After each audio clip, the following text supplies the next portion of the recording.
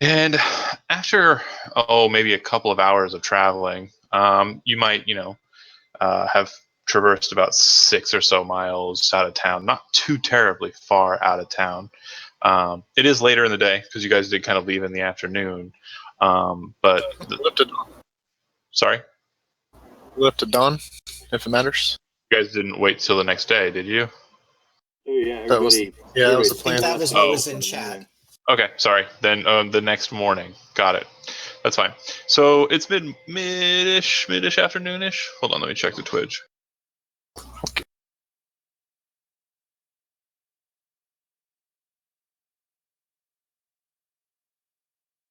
Should be broadcasting. It's broadcasting. Yeah. Is it? Are you seeing it, Andy? I'm reloading just to make sure. It did say offline a moment ago. And we are going now, yeah. Okay, cool. So as you guys are traveling the game trail, kind of heading through the plains, Aramil, you kind of see up ahead, just off the side of the road. There look like there are 3 stones, kind of setting just off the side of this road.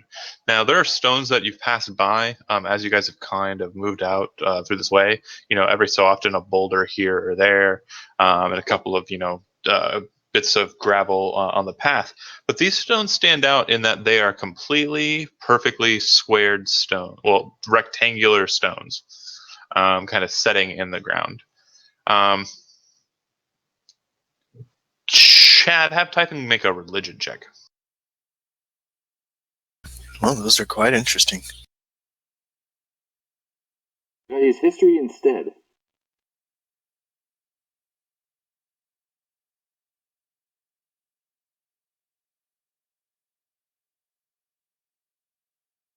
Hello? You said you'll use history instead, and I said no. Oh no, I didn't hear you say no. I asked if I could use history No. instead. Religion. Yes, okay. I was just checking. Let me see. Okay. So you're pretty sure that those are headstones. Definitely of an old style.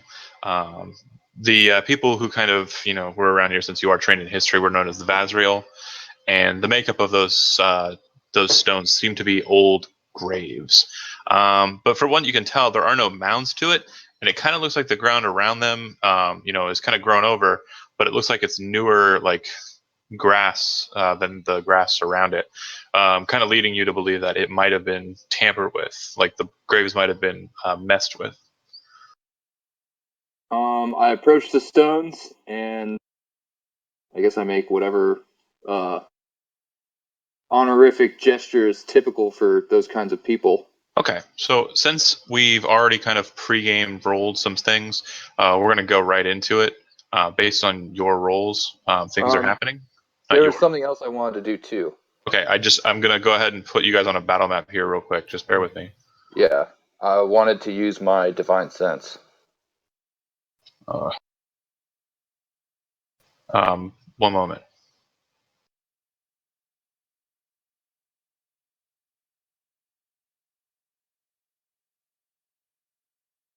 Andy, you rolled really well. We've already got combat. I did great, right? Yeah. Oh. No, how do you know? This could be just a social interaction on a combat map. It's Could a be. warm-up, relax, no worries, we're good. It's a chance. There's a chance.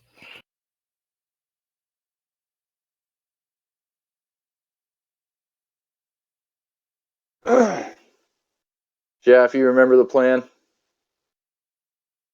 Yeah. All right, good. For combat? Yep. Okay. Run away? Well, that's our 3 jobs. I'm assuming Farron has some sort of ranged attack. Yep, he does. Okay, then you just follow Chef's lead. All right. He's gonna tank it all. I can't really tank much. I mean, No. It's good. It's good to have Typhon. a paladin or somebody else. Yeah, hopefully Typhon. Okay. So here we go. Does everybody see the map? Yes. Yes. All right. So you kind of approach the stones, and as you're doing so, you say a very short prayer to yourself, and you kind of look over the stones. As you do so, your eyes kind of flare with divine light, and you kind of look around you, and you see it well earlier than them, so you will not be caught surprised in this activity. But you see the grass start to kind of just waver in a direction that's not natural to the wind, and you can see emanations kind of glistening in the grass, emanations of undeath. And from the grass spring shadows. Ah, fuck. Bear with me here. Like multiple Andys. Oh, fuck. Yeah. That'd be so cool. It's his family. Oh, 3 of them springing up from the grass. Nope. They We need to look run. like they are horrifyingly mad undead. All right, so we're gonna go ahead and roll on initiative. How many did you say? 3. You should be able to see them all on the map now. Yeah. Nope. And just for those watching at home, and for those who are trying to munchkin the stuff with the dice rolls, anytime you move outside of the town, you're going to roll a random encounter check. If you roll 10 or below, it's a random encounter.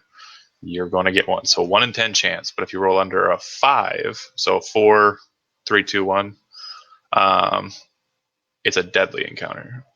Oh, nice, Andy. You guys are welcome to the party. Yeah. I told So- you. We have a pretty solid team to fight these, but it is a deadly encounter for 4 players. All right, so initiative. Oh, God gosh. damn it. Click your And token, Chad, click the I'm just gonna be front with you right now. Right now. If I kill your character again, it's Andy's fault. Shadow yells, "Run!" And he's not fucking around. Yeah, and Typhon yells, run. What direction? Away. Well, hold on. You 3 are surprised. The only people who are acting right now and are aware of the situation are the Shadows and Typhon. So if Typhon yells run, great. However, unless you have an ability that says you cannot be surprised or something to that effect, you're busted. You're caught.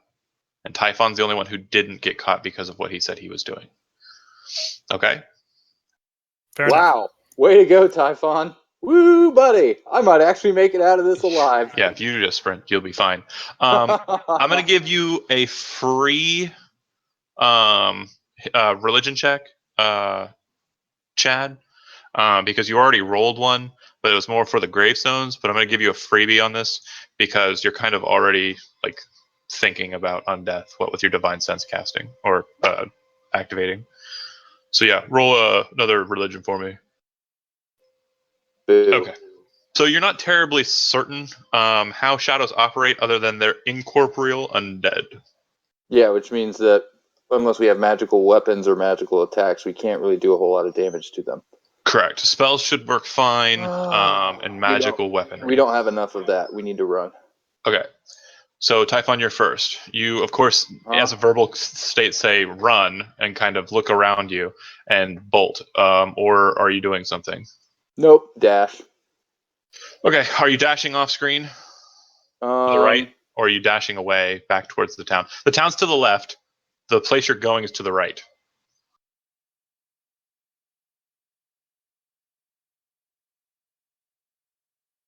Yeah, I say we fucking. I'm just gonna head back in the direction of the town. We can go around these fucking stones. Okay. So you're backtracking instead of continuing onward. Okay. Well, That's fine. I mean, Just pick one and do it. It doesn't matter either way. It's fine. I'm gonna fucking head back in the direction of town. Okay, go ahead and move your token, and if you get off of screen, just tell me how many feet off of screen you are. But yeah, you shouldn't be yet. I'm gonna dash to about there. Okay. All right. Farron, you are no longer surprised, but you did not act on this initiative. Aramil, you are no longer surprised, but you did not act on this initiative. Shadows. God damn it. It's a shadow Disengage. party. Disengage, run away, guys.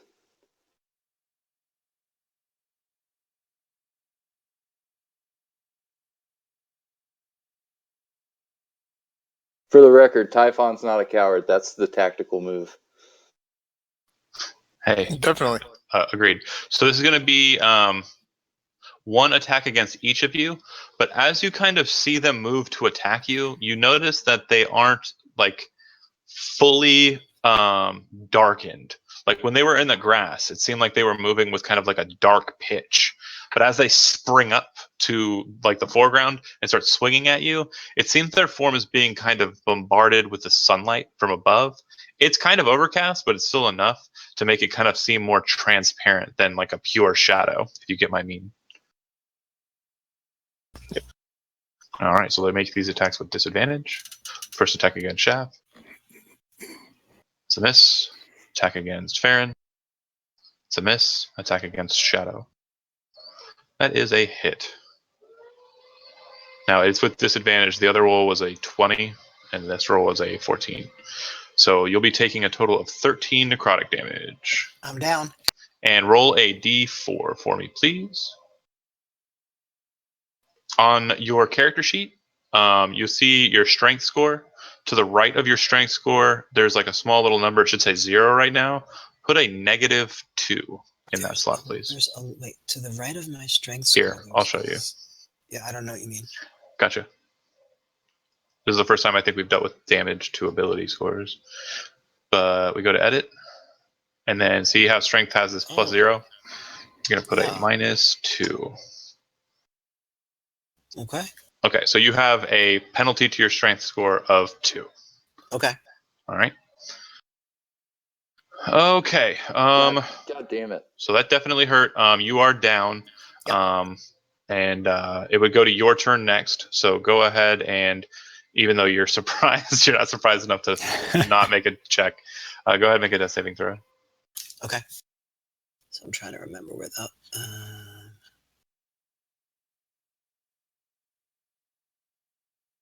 Okay, it's a success. And as they kind of like attack and kind of make their presence known, swinging wildly at the two and hitting hard against Shadow, they're kind of screeching out. It sounds like agony. All right, Typhon, you see him fall. Yep.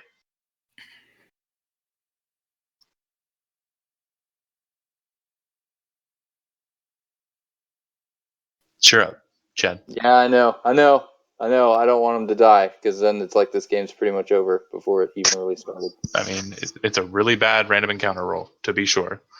Yep. It's only fair that Shadow's the one that went down. Because Since he rolled There is truth in that. There is truth in that. Can they grab me and pick me up and run?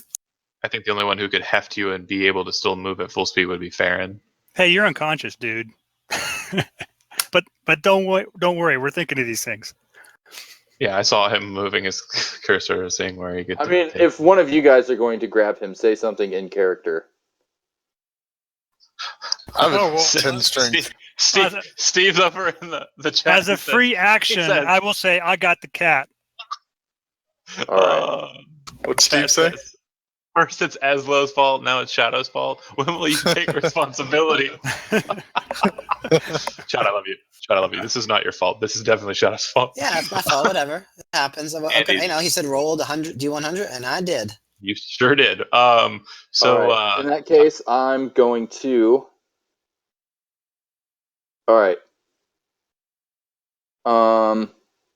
Just take out a mirror. What? Nothing. you've got 5 points on lay on hands. I know. So it's like, That's a touch. yeah, it is.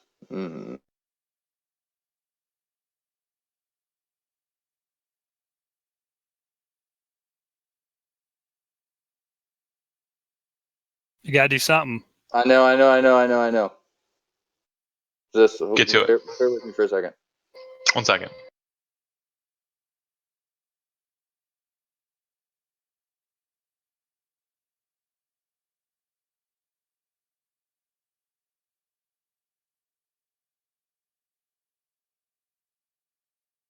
All right. Yep. I'm gonna move up here. Take the dodge action. Sword and shield at the ready. I basically I just say, grab the cat and go. I'll hold them off.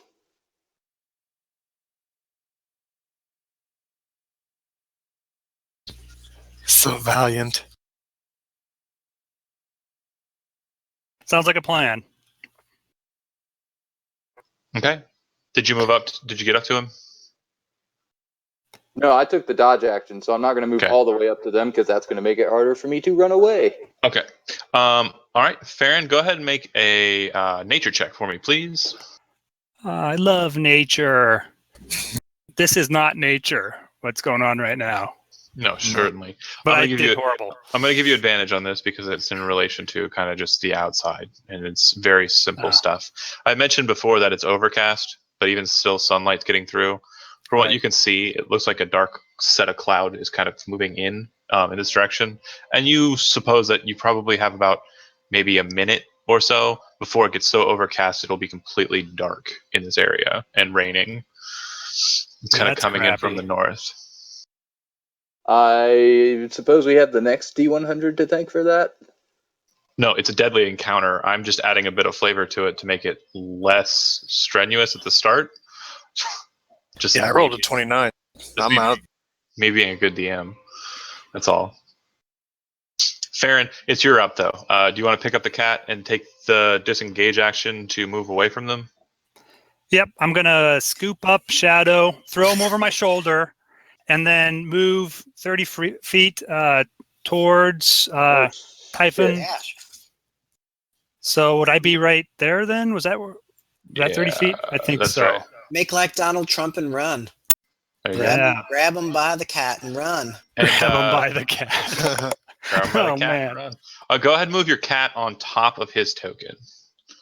Okay. And just keep yourself in pace with him so long as they don't heal you. But your action was taking the disengage action, okay? Okay. Unless you want to take 3 opportunity attacks. No, thanks. No. Didn't think so. Aramil. I will also disengage and run. Okay. Where's the ruler? If you The press cone. the space bar over, like if you pick up your token and press space bar, you can actually get like an in-turn ruler that's on you when you're picking up your token. Oh, that's cool.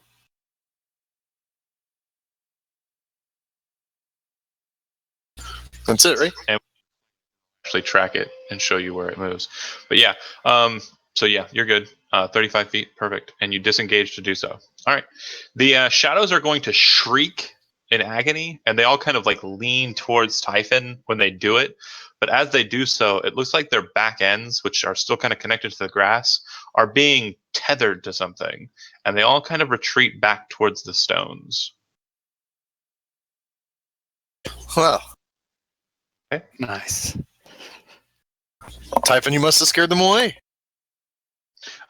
Make an insight check, Typhon.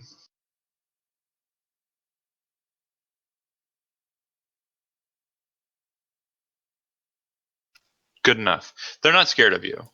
They're angry at you. It seems like they're protecting something. It was more like an animal protecting like something sacred or important to it, like a mother bear guarding its baby bear.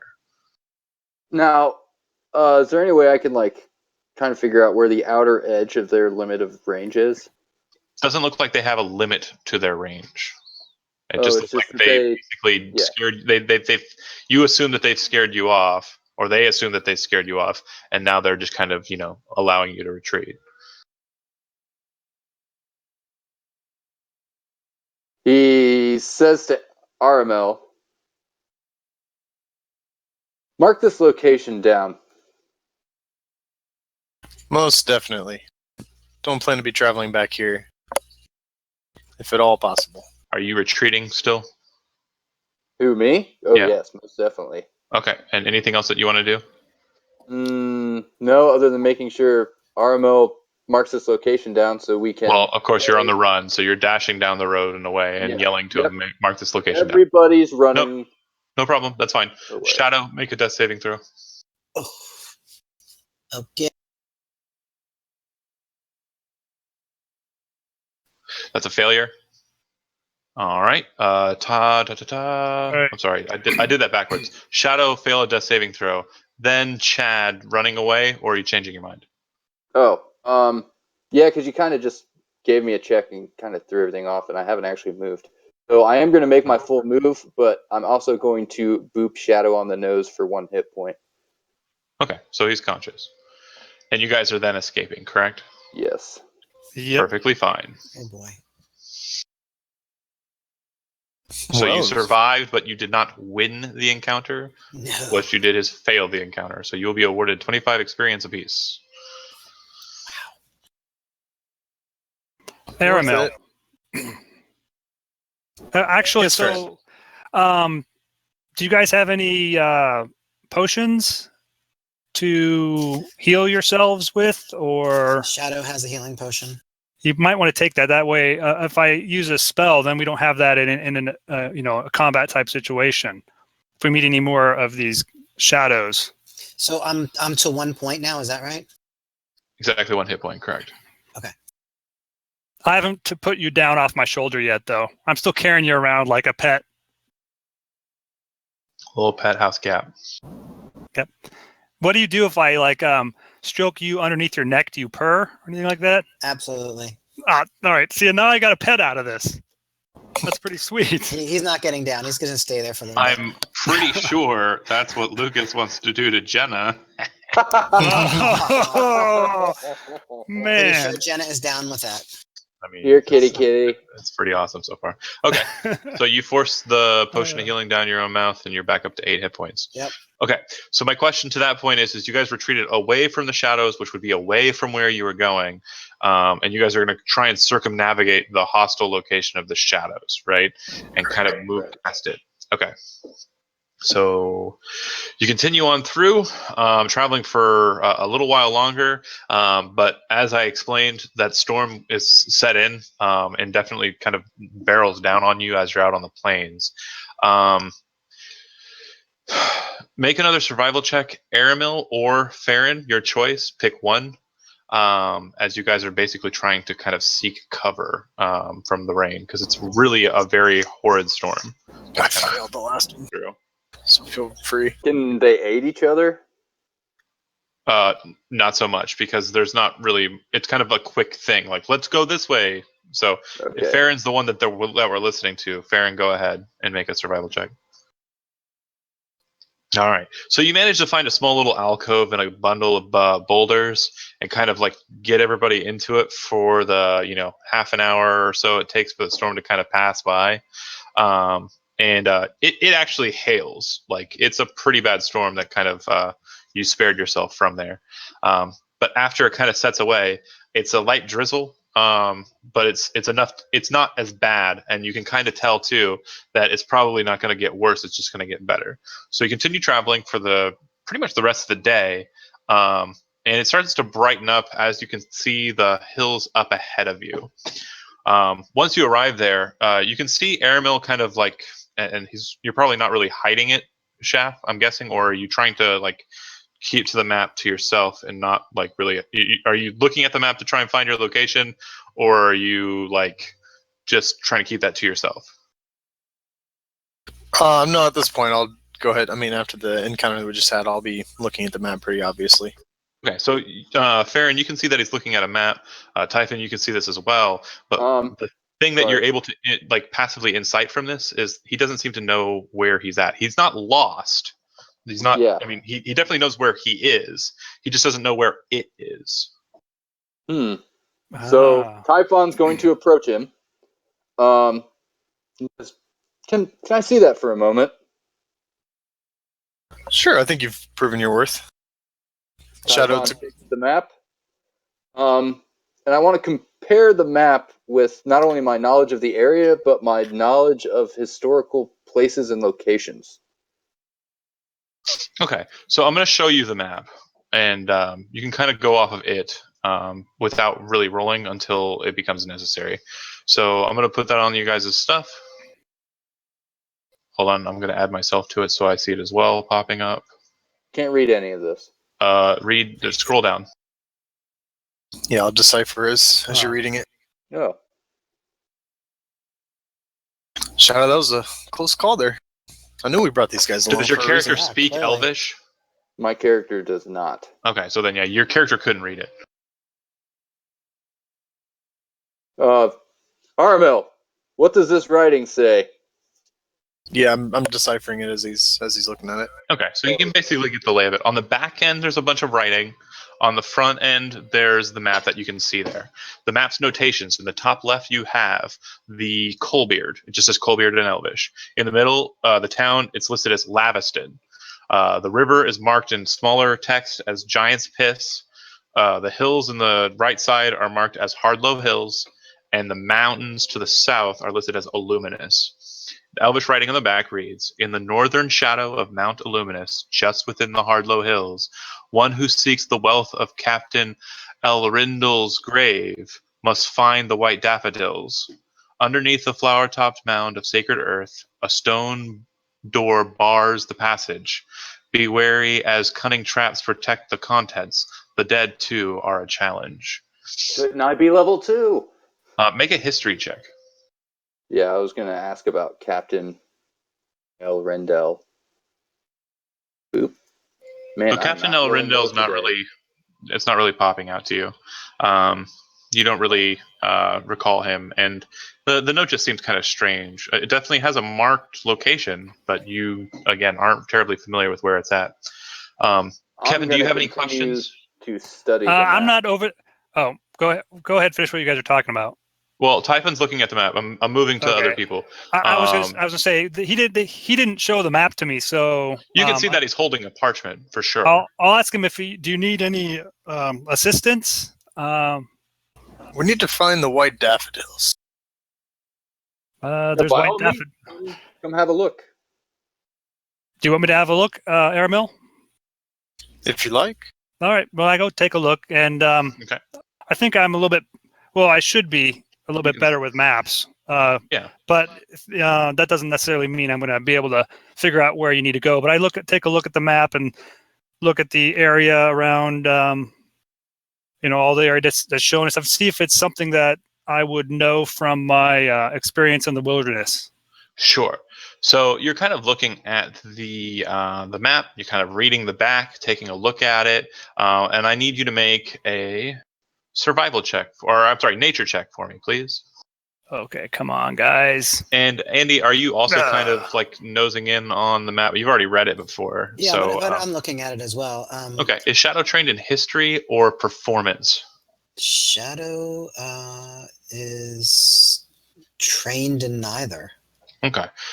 Just go ahead and make me. I'm pretty sure you're one of the higher charisma group members of the group, right? Your charisma's not awful. It's not awful. Okay, make a charisma check for me. So just a straight. Okay. Okay, your nature check's really bad. Yes. Your charisma check is just fine. You actually kind of look over the missive on the back as they're kind of talking about like daffodils. And Farron doesn't seem to know much about the flower. It's not something that he's terribly familiar with. But reading the back, you see that there's actually a poetic kind of like line order. So it seems that there's kind of a syllabic like count. So in the northern shadow of Mount Illuminous, 12. Just within the Hardlow Hills, 7. 12, 7, 12, 7, 12, 7. Okay. But it seems that every second line in these short stanzas rhymes, hills, daffodils, but passage and challenge don't seem to rhyme perfectly. And that's a bit strange. And it doesn't even seem that it's the case because you kind of do you speak Elvish, Shadow? Yep. Okay. Even in Elvish, as you're kind of sitting there kind of like mouthing it, it doesn't come out right. So that's a little strange too. Ah, Shadow, I didn't know that you spoke Elvish. I do. It's a slant rhyme. Yes. I didn't even notice. That's brilliant. Now, how does that find its treasure? Okay. You guys spend quite a while just kind of meandering around the hills, looking around. I'm going to go ahead and let the two who haven't failed nature checks or survival checks, survival checks, to kind of go ahead and roll off on that. So Farron, you haven't rolled a survival check for this specifically. Go ahead and roll one. Andy, the same, and Typhon, go ahead as well. All right. Come on. Average. Oh. Okay. bonus. That's really good. Well then, that pays us yeah. back for the 2 on the D100. Typhon, Yeah, go yeah. ahead I and- was the go one that ahead. took the hit. Typhon, go ahead and roll yours anyways. So roll. Survival? Yeah. Shadow sort of mutters to himself that he heard in the bar that the Hardlows was where the giants were. Yes, that's accurate. So you guys are kind of meandering around in the hills and are kind of heading in a direction. And Farron, you're not terribly sure where you're going for a while, but then after a fashion, you stop yourself and you can see like up ahead, it looks like what looks like water signs. So you're pretty sure that you're moving away from the hills and the mountains and heading towards the river. And you kind of stop yourself and go, okay, well, let's go this way. And just as you're saying that, you can see Shadow's eyes kind of go wide and he drops low. And the second he does so, he kind of moves with his hands and says, drop low. And you can see what he's looking at. It appears there are a couple of hill giants off on the distance, up on the hills. And you guys make your way away from them. And with the survival check that you rolled, you kind of stumble upon where you're going. You come up to a higher hill to try and get like a vantage so you can see where the hill giants are. Because it's like your first thought. You don't want to be caught by them off guard. But you accidentally see closer towards the mountains, there's a hill that seems to be topped with white flowers. And it's the only hill that you've seen so far that has kind of like a flowery kind of countenance to it. And you know daffodils happen to be flowers. So you're pretty sure that that's it. This happens to be the case later on. Like you spend a good couple of hours out here. So it's getting a bit dark. You guys approach in that direction. I'm going to ask you before you kind of get to it, like what your intent is. It's not like dark. I'd say it's about evening time, like it's starting to get dark. But that said, you guys have been traveling pretty much the better portion of the day. What would you like to do? I think that. Go ahead. Go ahead. We can't exactly camp outside. There's giants about. I mean, if we decide to enter, we don't know how safe it's going to be. However, we do have an idea of what to expect inside. We know to expect traps. We know to expect the dead, which I can only assume means zombies and skeletons. So, if we are going to enter, I have a good idea of how we should proceed and what everybody should be doing. However, Okay. I am open to other ideas, and I welcome everybody to voice their opinions. So it sounds like Typhon's kind of mediating towards the group. That said, he does make a sound point in that the hill giants are bad. Shaft, what's Airmill want to do? Does he want to scout ahead, check inside, see if there's a place to stay, or kind of try and make the camp out here? Check inside our destination. Yeah, that's How far away is this town that's on the map that we haven't come across yet? the town that you guys left is the town that was on the map. Oh. Yeah, those who are trained in history would have been able to tell you along the way. Laviston was the old name for Hilton. Hilton was purchased out by a noble named Anton Ankenbrandt, and he changed his name to Anton Haverhill when he purchased a town with a hill in it. From our vantage point right now, do I have a clear view of where the hill giants currently are? No. So you lost the hill giants. You guys have definitely got yourself away from them hours ago. Now you can see the mountains to the south, and just maybe a good mile or so away from the mountains is this white-topped hill. So I'd still be in eye shot if I was to scout ahead. Yeah, that's correct. They can see they can see the hill, but you can't see the reverse side of the hill. You guys stay here for a moment. I'll go scout ahead and see if there's any good place to stay. But it seems like we're going to be going into a tomb anyway, and I don't know how much light will be down there regardless of how much light's out here. Well, why don't we just go with you and then we'll all be together? Out of character note, I'm pretty sure everyone in this party has low or dark vision. Nope, I don't for Yes. some reason. Just Farron doesn't. Yeah, but I can produce light, but then again, then everybody can see you from a long ways away. So I'm basically wearing a drawer full of cutlery. Yeah, What is I can sneak ahead. He makes a lot of unseen. noise. is what Oh, he I said. see what you mean. Yeah, you want to sneak ahead. All right, fine. That's fine if you want to Okay. do that. Shaft is, or Shadow is going with Aramil or letting Aramil scout ahead by himself. Do you prefer to go by yourself? It's probably better to go by myself. That's fine. Okay. So I need two things. Andy, go ahead and make a perception check, and Aramil, go ahead and make a stealth check. One moment. Fuck yeah. Very stealthy. And he walks 10 feet away and vanishes. Okay. Oh, nice. So Crit. Aramil's Andy. definitely making signs as he's moving so that you can see him, and basically alighting to that. But every so often, just for maybe like a second or two, you do kind of lose track of him as he kind of moves through the grass and kind of approaches. Aramil, you definitely feel like you have a really good kind of setting of grass and rocks as you kind of approach this Daffodil Hill. And as you kind of come around it, keeping your eyes on it and trying to focus, you do see that there is an opening to the hill, like that goes into the mound. And from what you can see, there seems to be a small creature kind of sitting outside, just like inside of the mouth of this cave that goes into the hill. Your eyes are keen enough that you can tell that it's a kobold. Okay. I'm gonna take this information back to the group. Okay. Before you turn and go that way, you see another kobold come out, tap him on the shoulder, and then the one that was sitting out there, all just tired looking, goes back inside. Oh, god damn it. We found the back door to the Sunless Citadel. You'll never leave that place. You'll never see the sun again. Typhon's like, no, not again. You go back to the group, and I'm certain you alert them to what you've seen. Aramil, don't go.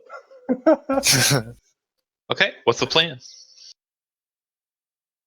It definitely seems like there's more than just the giants here. It's going to be a task even getting inside. Well, I don't know if the giants are necessarily right around here. You know, it seems maybe we could get into this place and out without the giants necessarily seeing us if we're careful. But if you say that you see a small creature in there, it looks like a kobold, then, you know, maybe we have a little bit more to deal with. And they are known for making lots of traps. So Typhon cuts in and he says, you said you only saw one, correct? No, they definitely seem to have some type of watch system. One came to relieve the other. Yes, but there's only one on watch at the moment. At a time, yes. I'm worried, though, the hill giants may not see us, but would they hear us if a battle broke out? Well, Again, on the Hill Giants note, real quick, you guys are pretty sure that they are long gone, and you know that the reason why you were able to spot them well enough is because they were a distance off. You would know that if Hill Giants are close, you would know that they're close. Hill Giants are not quiet creatures. and they're big. Jurassic Park, right? Yeah. You just take a look at your cup. You're good. Yep. Yeah. So I'm not too worried about the giants at the moment. But yeah. Here, so what Typhon proposes is that perhaps there's a way that Shadow and Aramel working together could eliminate that kobold before he could raise an alarm, so that we could proceed safely inside without any of them knowing. Okay. We could eliminate the kobold, but I don't know about getting inside the door. I couldn't get close enough to examine it. Well, if you can eliminate the kobold, we will have time to proceed further and work together to see how we can proceed. Knowing that this place is guarded, it may actually be best to attack at night. Sure. Farron, roll a nature check. Farron? All right. Yep. Nature check. Let's see if my second one's better. Nope. It's exact same thing. Yeah, you're kind of dumb. I am. Do we Yeah, sense that the weather is changing? But it wasn't the intelligence. It was the roll of a 3 that got me. It was more for beast knowledge. Is Aramil trained in nature? I can't remember. Nope. Okay. Weirdest ranger ever. He's an urban ranger. Oh, okay, fair enough. Stealthy. A lot of these evil humanoids are nocturnal beings, though. But I don't know about kobolds. I don't know. I don't have that much experience with them. You're a smart lad. But I could tell you something is also I have the ability to turn invisible for short periods of time. And I don't wear heavy armor. I wear hide and stuff. So I could also sneak up there. And I think between the three of us, we should be able to kill this thing. And like Typhon said, if we can't figure out how to open the door, one thing that we should think about is eventually somebody's going to come to replace that guy. And when he opens the door, we could pry the door open and then kill him or whatever. You know what I mean? If the goal is to get in here and if you think this is where the treasure is. Typhon starts scratching his chin and thinking out loud, we could kill them one at a time. Sadly, they just changed shifts, so we don't know how long it'll be, but... What's your plan? Right. I agree with Farron that we should strike while it's still daylight. Maybe they'll be asleep, and that'll be to our advantage. Let's go. So I think the stealthy one should try to take him out. Okay. So tell me what you're doing. Again, the approach, you're coming from a northern direction, and the cave mouth in this mound appears to be on the western side of the mound. So you could probably do what you did before, and that's circumnavigate the mound, or you could just cross up over the mound if you'd like. What would provide the most cover? Aramil, roll a perception check. You're pretty sure that circumnavigating would provide the most cover. All right. So I could stay back and wait for them to come get me once the deed is done, but I would like to... I want to be close enough that if things turn south, like go south really fast, I can get into the combat and help them out. But I also don't want to get close enough to compromise their sneakiness. Yeah. So the closest you're going to be able to get is about 200 feet away. So, noted. The rest of you, pick one person who is your quote-unquote squad leader, who is going to be the one that is going to be stealthing the group, leading the group in stealth. Shadow. I have like expertise in stealth, so Right. Yeah, You're probably the do best. it. so hopefully I won't botch this. Okay. So then you are the stealth leader. You do not have advantage, even though they are quote-unquote helping you. They're more of a hindrance than anything, so we're just averaging it out to that. Roll a stealth check. Okay. So you're able to That's a kind plus of 7. That's a plus 7. you're able That's to kind nice. of get in and get close. I kicked the cat. And as you kind of get to the position that you want to get to, that you're kind of instructed by Aramil that this is the best way to go about it, you quickly realize that he is completely wrong. Absolutely wrong. He must have seen it different than when he approached than you're seeing it now as you approach. I mean, it was dark. You have very scarce cover, but you're able to keep everybody kind of down and in the grass. But once you get to that position, you really only have two options, and that's backtrack all the way back, which took you about 30 minutes to get here, just moving that distance, doing so stealthily. Either backtrack and go all the way back to where you were to Typhon, or engage from a distance of about 60 feet away from the kobold. What time of day is it? It's evening time, so it's kind of getting closer to dark. The sky's kind of flush with like purples and reds. It's light enough that you can see well enough, but probably another half an hour it'll be dark.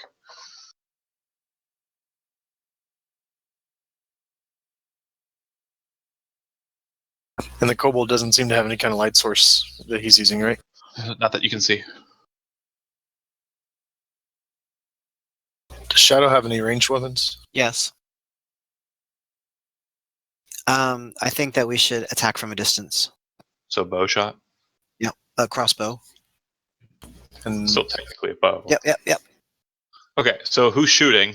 And if you're shooting and you're going to do so in a volley, like you're going to fire together at the same time, just Right. make your attack roll. And then Yeah. does sneak attack falls into this, right? He does not know that you're there. Super. Okay. Yeah, Can so I see them at all? No. Okay. You're about 200 feet away. They are deep in grass. Like So this is essentially a silent attack, right? correct. Do I know where they headed? know about where they headed, but they're technically on the other side of the hill from you. So you may see arrows kind of fly up if they fire arrows. But it looks like they're firing crossbow shots. My gosh, you guys are awesome. So what you Yes. guys watch, specifically Farron, who's kind of like, leading and watching, paying attention, you missed, bro. The hand crossbow. I know. But the hand crossbow dart comes flying in, and it actually was at disadvantage because it's outside of 30 feet. The dart hits into the stone. The kobold kind of looks at it with surprised eyes and kind of looks out towards the grass. And as he's turning his head with his mouth kind of wide open, Aramil's arrow finds purchase right in the back of his throat. He falls to the ground in a slump. Golf clap. It doesn't seem like he makes any sound. All right. I need immediately what is happening next. We are going to. So Shadow is going to sprint to the body and get there as quickly as possible. With basically no concern for like stealth. Yes. I'm gonna stealth behind him, trying to provide cover just in case something happens. So I can make it. I can make it all the way in one turn. Both of you are moving towards the mouth, right? Yep. Yeah, I'll sprint and follow Shadow. I mean, Typhon has no idea what's going on. No, none at all. Yeah. I'll get you. Good. Somebody better. You'd be like, oh shit, there's kobolds everywhere. Where's Typhon? Right. We and Farron, for your knowledge, it's kind of light out, but as it kind of like the cave mouth, it looks completely pitch black. So if you're moving in with them, you're pretty certain that it's going to be a problem. So are you going to just move up and stay outside, or are you going to stay back in the grass and kind of maybe try? That's a good point. I didn't think Shadow was actually going in. I thought he was going like to the mouth. No, I'm going not inside the cave. I'm going to the body. The mouth. Okay. It's right at the mouth of the cave. Oh, okay. Hey guys, well, do you want me to head back and get Typhon? Yes. Well, yes. Real quick, they kind of they're already gone. So you're going back to get Typhon. Got it. Yeah, I have to go back and get him. Yeah. Okay, so I'm going to be moving Aramil and Shadow to the cave mouth. Yeah, I don't know if it matters at this point, but while stealthing and keeping an eye out, I don't know if it matters to ready an action to shoot anything that pops out, but or if you'll award that or not. So as you kind of approach, you can actually see into the cave quite a bit. It looks like it descends down at quite a slant, and you should be able to see into it, right? It looks like there's kind of like an old railing that's set up on the stone, and it kind of looks like it might spiral down into the place entirely. The kobold lays there with a dart in its or an arrow in its mouth. As you kind of approach Aramil, you would notice that the arrow is pretty much broken inside of its head. So it's definitely one you want to erase off your sheet. And your hand crossbow dart is also pretty much ruined. I'd want to pull it off the ground. Can we pull the body off to outside of the view of the mouth of the cave? Yeah. Go ahead and move yourself, Shadow, where you were wanting to put him. Is this elevation up or up or down? So it's up. Yeah. Okay. So let's do that. How big is the kobold? Oh, he's like 3 feet tall. Okay. Maybe weighs 40 pounds. What is it wearing? He has a pick. It looks like he has like light kind of leathers on. More his natural armor is what he seems. It's like just leather straps and thongs. And he has a small pouch. Go ahead and roll 1d4.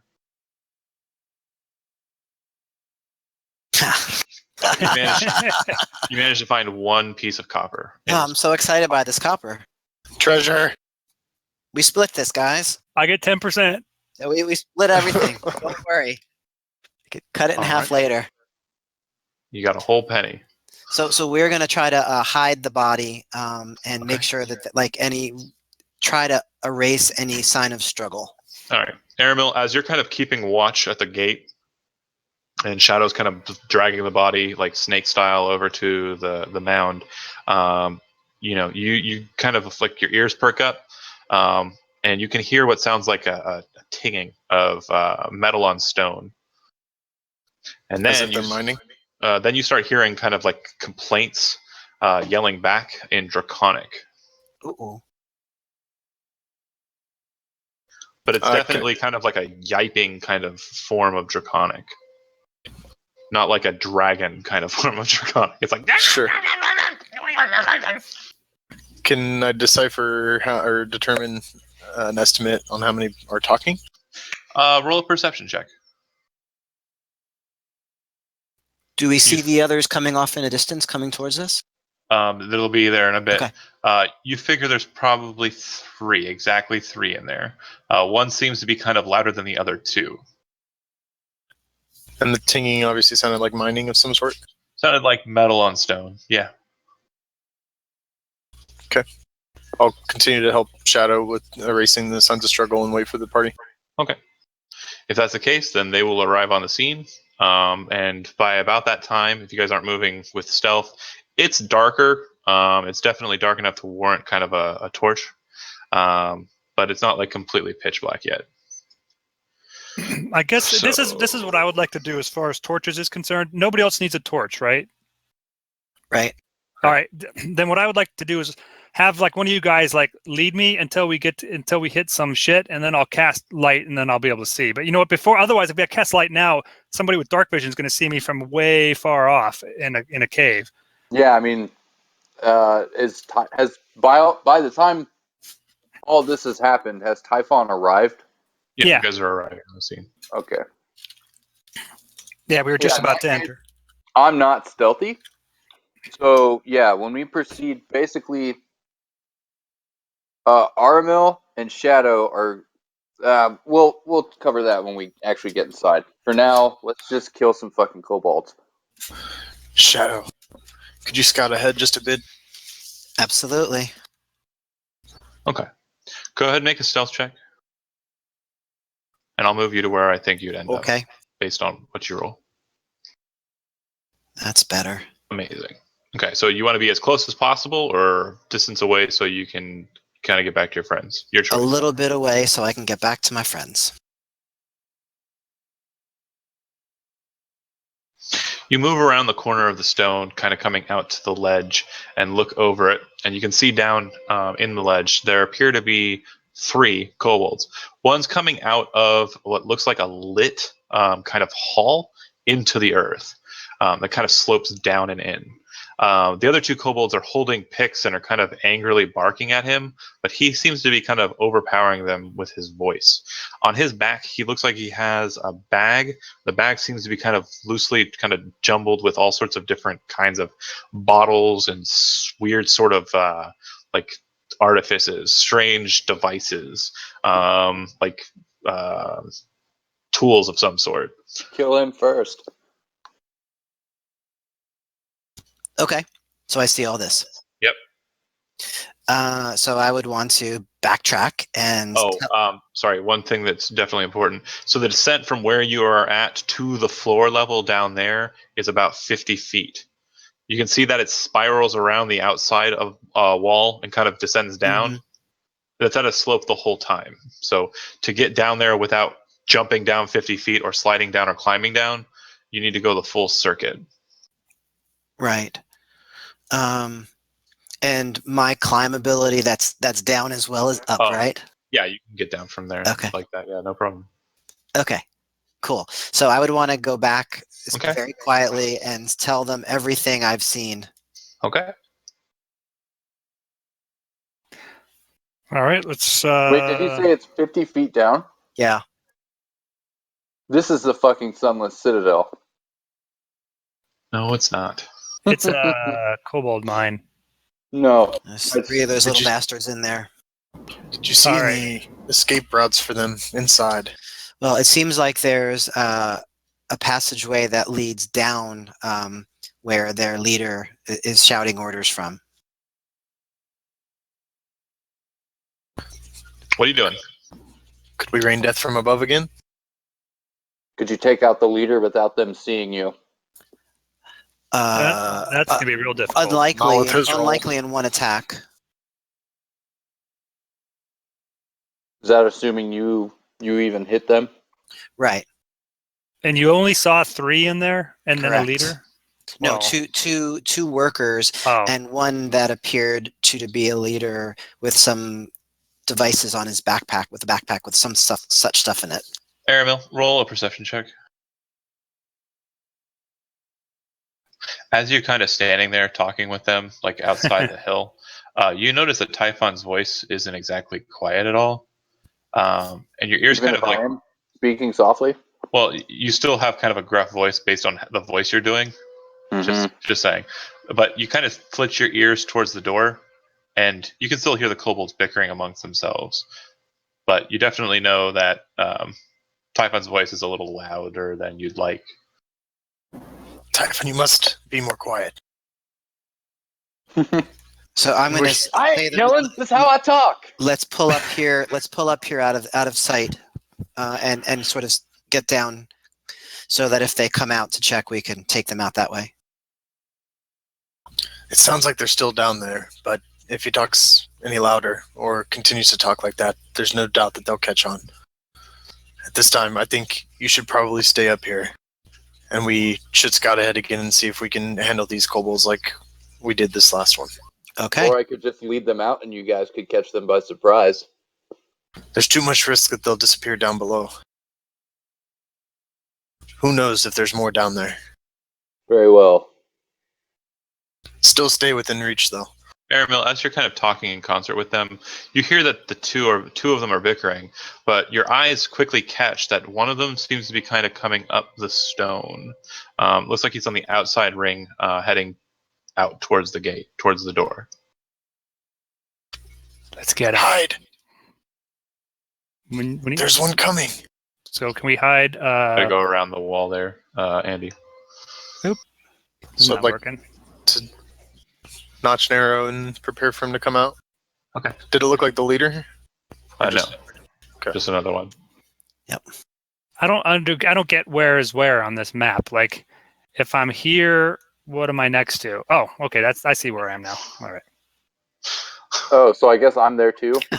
Right about yonder? Yeah. Oh, Okay, right. so as it comes closer, you can definitely hear it kind of approaching. I need all of 4 of you to make stealth checks. Oh, that's gonna be good. Fuck me. But it's cool Oh, I because rolled Nice a job, Farron. nat 1. I cough or something. Baron kind of places his hand on the stone outcropping to kind of like balance himself as he kind of leans down, but he's a pretty big guy, and everyone kind of looks back over their shoulders as Typhon kind of like steps back and forth a little bit. You can hear the metal clinking. you like barely move. But Farron is definitely very obvious. Yeah, he barely moves. The wind just catches him, and he's like a wind chime. Chung, chung, chung, chung, chung. And you would definitely notice that the kobold has stopped, and it sounds like it's quote unquote whispering something in Draconic back into the hole. Let's charge. I mean, do we get it? Aramil, you're pretty sure that he's right around the corner. Like the landing, where the railing is, he's like right to the left. But I only saw one of them coming up, right? Only one was heading around the circle. No, the circuit, yeah. Typhon taps Aramil on the shoulder and just kind of jerks his head in the direction of the railing and just sort of shrugs like, you want me to do it? You want me to do the thing? I think we should probably take a more stealthy approach, but It's a little late for that. yeah. Here we go. You hear our the surprise has been leader. ruined. Jacob! Oh, Jesus. You hear the leader's Get in reply. there.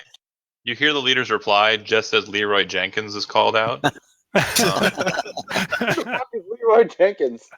I assume you took the dash action to get there. Oh, yeah. Okay. So I got my sword and shield ready. All right. You definitely catch him off guard. He does have a weapon drawn though. So he looks like he's taking the dodge action during that turn. Everybody roll initiative.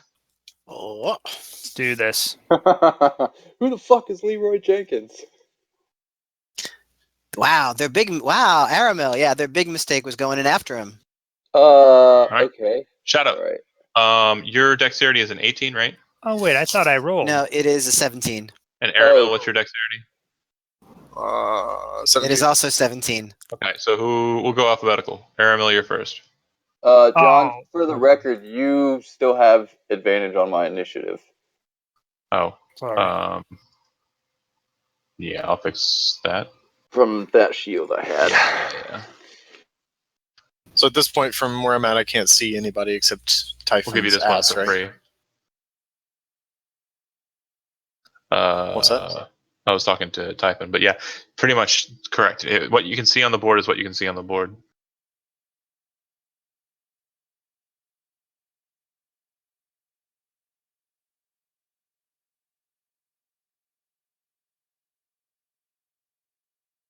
Should be good. So that I moved 30 feet. Is that right?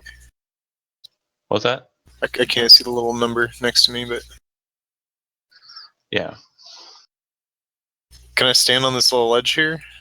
Yeah. Well, no, not there.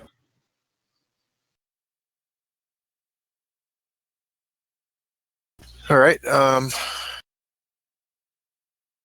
So I'm gonna shoot an arrow at the leader. Okay. So you're taking a shot at an angle over a ledge. You will know that he has cover because you're firing at this angle. So go ahead and take your shot.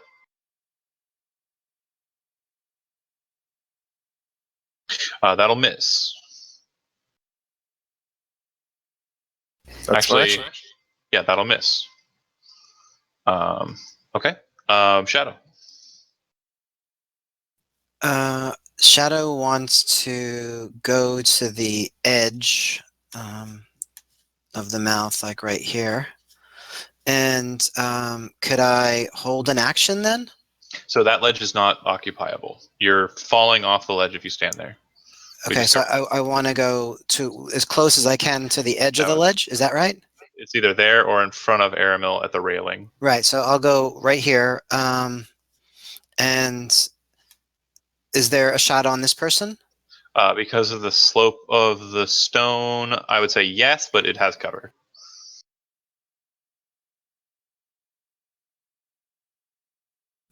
Okay, I guess I'm going to try to take the shot. Do it. Okay. That'll hit. And your dart hits him in the neck. He kind of falls in a spiral. Does he get Blood sneak attack because I'm standing there? I do. It doesn't need it. Don't worry about it. He falls to the ground. Could I then throw a dagger? Is it there's too far? From your angle, you can't see any other targets. Okay. Again, Okay. keep in mind you're 50 feet above those guys. Right. Oh, that's a 50-foot drop? Right. It is. Oh, I want to fuck. start. I guess what I want to try to do is to start climbing down, but I guess I've used all my movement, so I'll wait until another Sure. turn. All right. That's a dead one, and then it'll go to the live one. The live one seems to kind of just kind of readies himself. Yeah, and by readies himself, I mean he pulls out a thong, Sorry. grabs up a rock off the ground, and kind of quickly thwups it and tosses a rock straight up at Typhon. This will have disadvantage, so probably not. Yep. Okay. Hurls a rock up at you. Miss. Typhon. Typhon is not impressed. Real quick, how do you do the thing where it shows where your character moves? When you pick up your token with your mouse and you're holding it, press spacebar twice and it should pop a yellow circle in the square that you're hovering over. Then move it to another square and press spacebar again, and it'll show you how many feet you've moved. 2, 3, 4. No, 1, 2, 3. So if you pick up your token and Yeah. press spacebar on each square that you move, it'll keep track of how many you've moved. Okay. Think of it like when you're playing chess and you touch the locations with the knight to know how many it moves. Not that I do that. I know exactly how much a knight moves without just looking at it. Because I'm a Okay. cool kid. Yeah, knight moves 20 feet. Basically. Well, actually, no, 15. Eh. Anyways, yeah, I'm gonna dash and get over there. Okay. So you start running around it. You're taking the dash action. Make an acrobatics check for me. Well, I mean, I'm gonna follow the ledge. No, I understand. Okay. Is my token stuck, or did you guys see it move? I saw it move. Yeah. Oh, Nice. okay. We saw the dots too. Okay, I got you. Okay, you said acrobatics. Yes, sir. Oh, this is gonna be awesome. Oh, thanks. Roll 20. You're so great. I mean, you're probably only like 48.5 feet up now. I gotta pull up my character sheet again. Hold on. It's So- essentially less than that, but yeah. Okay. You managed to make it just fine. Woo! What seems to be kind of shaking it off is those planks that are kind of over that stone. They're kind of loosely set, and some of them are old and rotted. So as you're running across them, they're doing the clunk, clunk, clunk, clunk, clunk, and actually moving under your feet. But you managed to, set your equilibrium right and get across just fine. Okay. As you do so, the one with the weird pack is going to move out a little bit so it can see you. And yeah, you are about 30 feet above the chasm now. It kind of comes around the corner there, looks up at you, yells something out, barks something out in Draconic. It looks like something actually is kind of moving around inside of its bag on its back, like something caged, something weird, very strange. But anyways, it reaches into its pack. Not the bees. It reaches into its pack and pulls out something and then throws it up at you. Do me a favor and roll a d8 for me, please.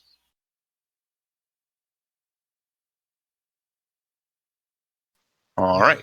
3 giants. So it pulls out this weird, strange basket, like a hand basket, and then throws it up at you. It kind of hits just at the ground near you, and then kind of bursts. Very strange indeed. 1 second.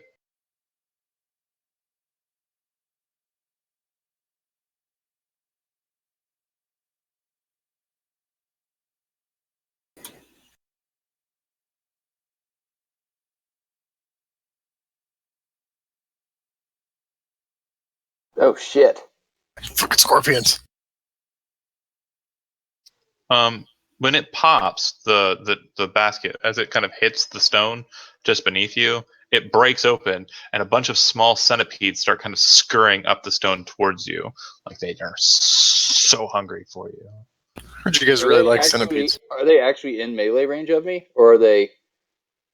They're crawling roll- up the surface now. Do me a favor and roll a d100. Farron recoils in horror. Yes, exactly. Yeah. I was just typing post-traumatic stress disorder. Okay. It seems like they all have a single intent, and that's definitely to come at you, bro. No, but are they within 5 feet of me? Like if I ran away from them, would they get an opportunity attack? Yes, that is correct.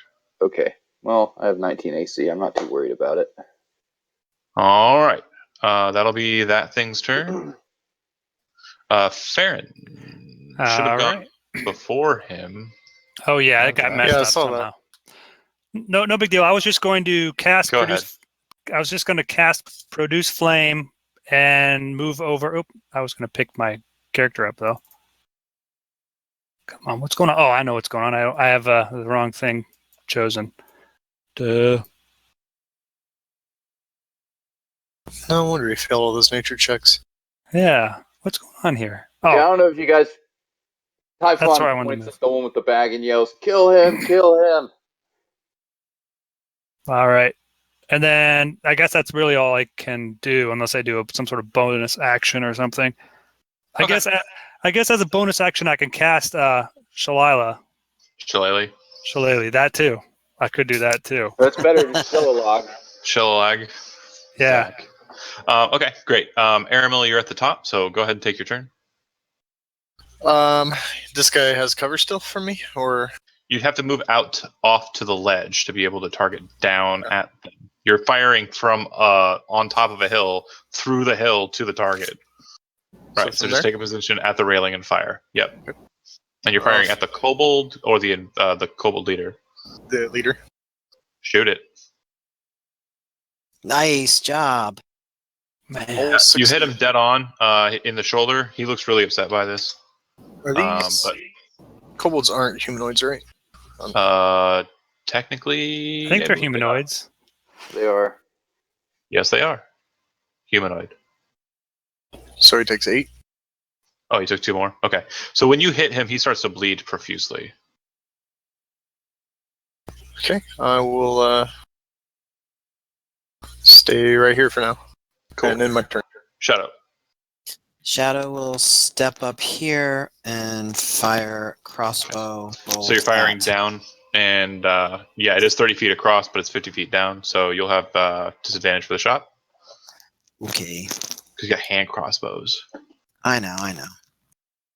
All right, so that'll miss. You're Tabaxi. You could just climb down. Well, I am going to start. Could I take some movement and climb down then? Start climbing down? So yeah, you fire the crossbow bolt, get under the railing because you're just disgruntled by the shot, and start crawling down. To get to down, you won't be able to make it. So Right. you're about halfway down. So just go ahead and set yourself in the square that's to your right by 1. Right. Yep. All right, that kobold's dead. I'll go ahead and move him off the initiative order so I don't say that again. This other kobold's going to see the tabaxi doing what it's doing, pick up a rock, start thwepping it, and sling it at this cat that's climbing down. He'll kind of move just a step forward so he's got you in his 30-foot range and take the shot. 13 misses, right? Correct. Okay. Well, Baron, that had I don't know. disadvantage. Why? I don't know. It's got. I Oh. don't know why. It's just Hold on. says disadvantage. Oh, yeah, so the other one would have been an 18. Would an 18 have hit? It would have. Way to help the team, Chad. Sorry. Take Fucking 5. Chad. Take 5 points of bludgeoning damage. Wow. Okay.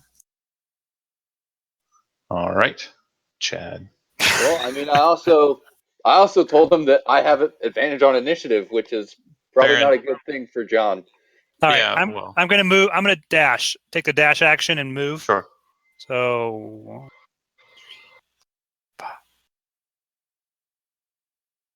I think I can go 30 more. Okay. But I'm going over here. Is this the possible danger Yep. zone here? Oh, right. This is awesome. Okay, make an acrobatics check. All right, I'm going to. How do you change your character sheet so that you can open and close it easily? There used to be this little icon that you click, There's but Top a left pencil. corner. Oh, it's okay. a Oh. what, If you're trying top left you mean- corner. if you in the top Yeah. left corner there should be like a small square and square. Yeah, If you but click it's that, it'll pop into a separate window. okay. It stopped working for a while, but I'll try it again this time. But all right, Okay. I'm going to roll this acrobats, right? Acrobatics, yep. Yes. I like moonwalk over it. It's so awesome. Type in Europe.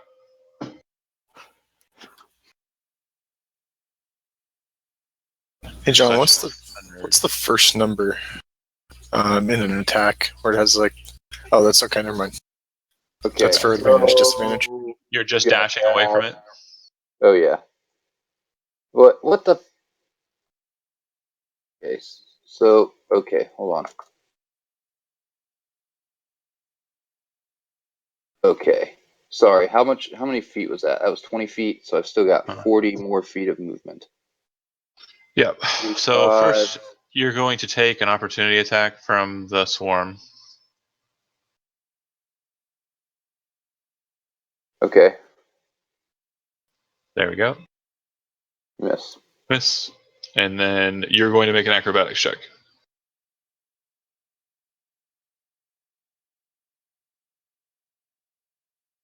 Isn't the kobold leader dead? You said.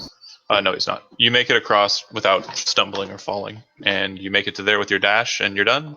Goes How to far him. up am I? 15 feet. Okay. Do me a favor, roll me another D8.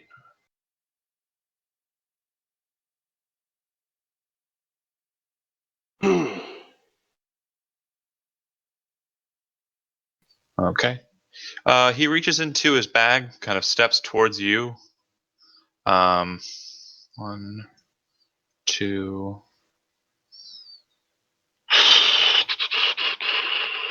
All right. Tricky. 3. And he's going to make an attack against you. He has disadvantage for this. And it looks like he's throwing another weird thing out of his bag. This looks like it's a vial or flask. Hope he drops it on his feet. He's going to chuck it at you. He has disadvantage, like I said. Huzzah. So he misses. Roll a d8.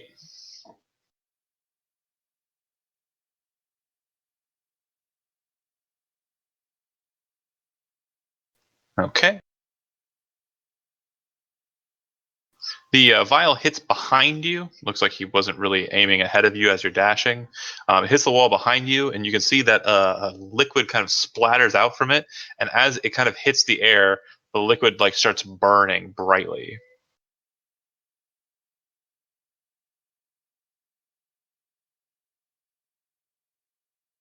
Now, does that stuff stay? Yeah. That's awesome. That means those fucking centipedes can't follow me. Well, they can also climb. Oh, well. Oh well, yeah. So it's a pretty fucking Okay. cool visual. I feel very Indiana Jonesy. Yeah, you're running down like at quick paces. This vial comes flying, misses you because you just sort of step out of it, hits the wall, hits the ground, splat, fire starts erupting from it. And he looks, the kobold's kind of cursing and barking in Draconic. All right, next up is the centipede swarm. It looks like they're kind of focused on Farron, but it doesn't look like they're moving across the wood. It looks like they're just kind of staying where they're at. Oh, I hate centipedes. Why does it have to be centipedes? Aramil, Take another shot at the captain. go with it. Scooped him. So you see an arrow kind of slyly damn it. fly straight down. It hits the kobold in the head so cleanly that it cuts right through his ear hole and right out the side of his jaw Nice on the other job. side. And his head actually kind of slopes off of the top of his bottom jaw. He falls to the ground, and it looks like all of the devices and stuff inside of his pack go off simultaneously, and this big bubbling pile of acid and burning fire and other animals just starts kind of melting and coalescing in that square. Well done. I had every intention of just like vaulting off the cliff and fucking landing on him.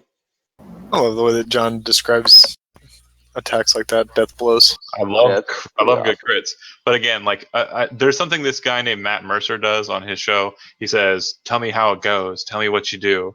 Yeah, And it's how you want to do this. how do you want to do this? How do you want this to happen? And I think that's cool sometimes. But anyways, Shadow. So Shadow's going to finish climbing down, and then he's going to take the rest of his movement to make some distance between himself and the other. Just looking at this kobold, I mean, he looks a little bit malnourished. He definitely doesn't look like he's terribly he's not the strongest guy ever. But if you're gonna move, I mean, again, I understand completely because I can see everything. Yeah. You're moving over to the rocks.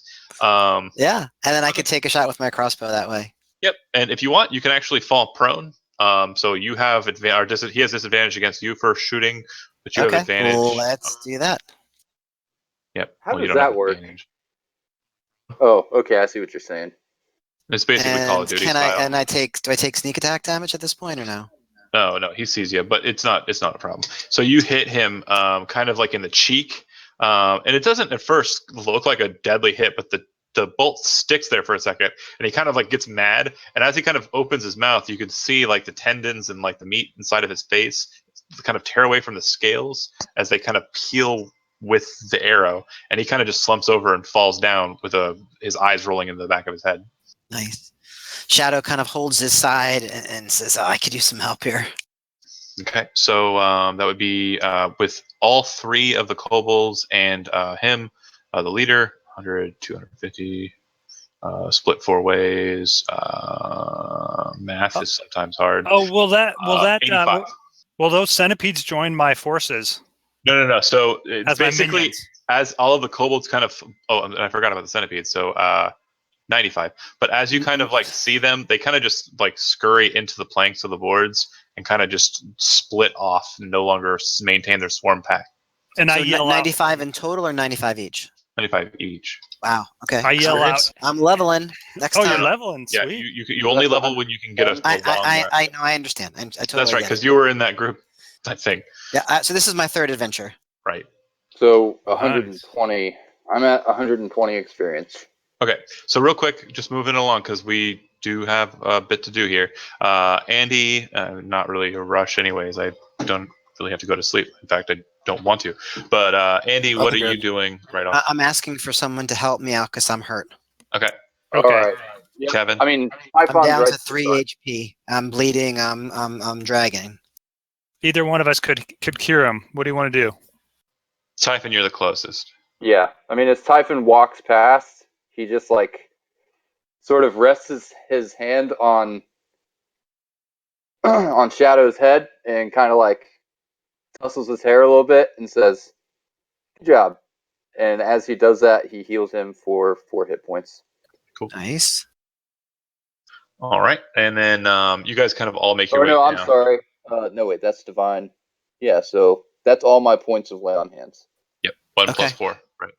So, Does anybody? Go ahead and say 5, but you got 4 because I forgot to take off the 1 earlier. Andy and Typhon, good. Kevin, is there anything you're doing in particular? And Shap, is there anything you're doing in particular? Hey guys, do we need to get down there with everybody else? Obviously, right? I mean, so I go down there. I guess there's nothing else that I'm going to do in particular, unless you want a little bit more healing somebody. Well, I think we should scout out the hole where that we saw him come out of. It's over here. Oh, that's a good To idea. the north, just to make sure Okay. what's happening there. And Kevin, you also notice, rather, Farron notices that the ceiling of this place seems to be kind of nested with like a lot of roots.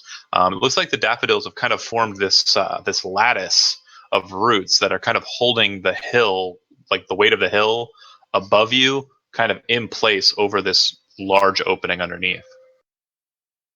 Okay, I describe that to everybody else. Mm. If that helps anybody, if anybody can think of anything that what that means. Really, just trying to explain like the environment you're in. Yeah, Right. you understand that the roof isn't falling in on you, not because it's stone, but because it's being held in by the roots. By the roots. There's Okay, yeah, lots that makes of sense. glowy little grubs and bioluminescent insects. And Aramil's gonna But yeah.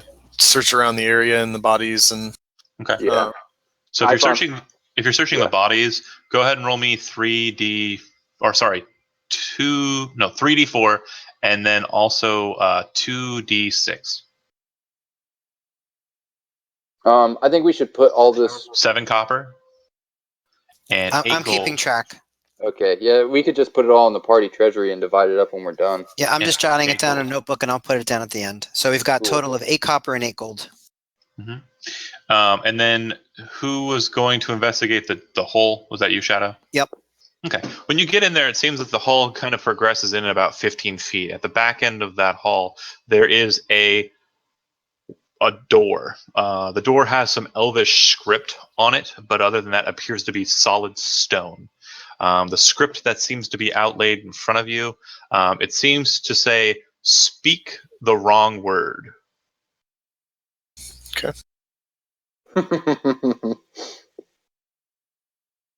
Wrong. And again, it's also written in elvish. No, So in Elvish, Shadow would say leave. Nothing happens. He would say enemy. Nothing happens. Okay. Crap. Help, guys. All right, I'll I walk can. over. All right, I can walk over too. I speak Elvish too. Not so in Elvish, I could say like let us in. Nothing happens. Aramil Typhon says, walks up. He looks at the door. He looks at Aramel and he says, "What does it say?" I explain that it says say the wrong word. He then I says, "What is say- the Elvish word for wrong?" I say challenge in Elvish. But when you say challenge, the door vanishes in a puff of green coloration and magic. Nice. It seems to lead in a small 10-foot hallway to another door, but this door looks like a regular door that can be opened and closed through hand motions on a handle. Well, Typhon turns to Aramel and he says, "As impressive as that may have been, I Jump think shaft. he just." Gain inspiration. Yay! That was clever. I like that. Well, you're welcome. It was clever of you to catch it. Yeah. Did I do that right? You did a nice job there, John. Oh, thank you. Yeah, I mean, it kind of went over my head. I'm not sure why challenge. It's is- okay. No, so it was the poem, Chad. Yeah. It was the Oh, word that was off in the nice. poem. It didn't rhyme right. Yeah. Okay, that's really awesome. You guys No, get it was actually into- wrong in Elvish, as far as you know. I see but yeah, because he doesn't speak Elvish. Well played. Okay, yeah, he's gonna keep that in mind, and he's gonna start sassing elves with it. Challenge. They're gonna be like, They're just gonna start fighting him. It's like slapping him with a glove. okay. So you move into the next chamber, and you enter into a very long hall. This hall appears to have stone that's laid out in perfect 5-foot squares, because that's how all maps are. But the Yeah. stone looks like it's really well worked. It looks like it was quarried probably not far from here based on the stones you saw on the pathway to this place. It's just a very light grayish in stone.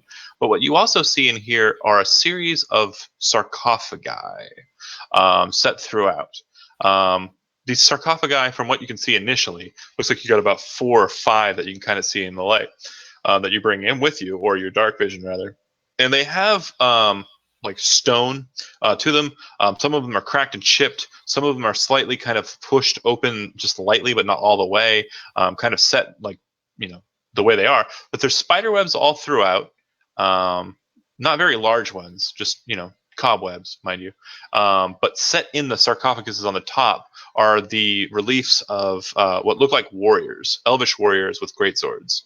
I'm going to go ahead and pull you to the map. Should be at the bottom.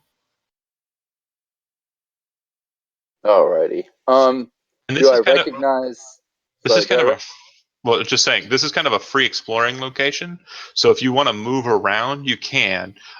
Just everybody do it in sequence. So when I say do it in sequence, I mean to say, starting with you, Andy, where would you like to go? What would you like to investigate? So I'm going to want to check for traps no matter what I do. I mean, that's So going you to are be the. cautiously moving around, I am keeping an eye out for cautiously traps. moving around. I think the first thing I'd want to do is maybe just move right here and take a look at these 2 sarcophagi. Go for it. You don't need to roll anything. Even if you rolled really bad or rolled really good, there are no traps to it. But the lids definitely look like they're a bit heavier. You're pretty sure Farron wouldn't have much of a trouble moving them, or Typhon might not have much of a trouble moving them. But you're pretty sure that your wimpy little cat hands wouldn't be able to push the stone. Sure. All Or he right. says to Before Farron, we- bring over your crowbar. Maybe we can consider moving these, but let's look around first. Yeah, Typhon, make a religion check. Okay, real quick. I know you said we're gonna move and go in sequence, but before we get too spread out and everybody starts wandering around poking at things, that's how fights start and people die. Right, agreed. But Typhon, make a religion check. Okay.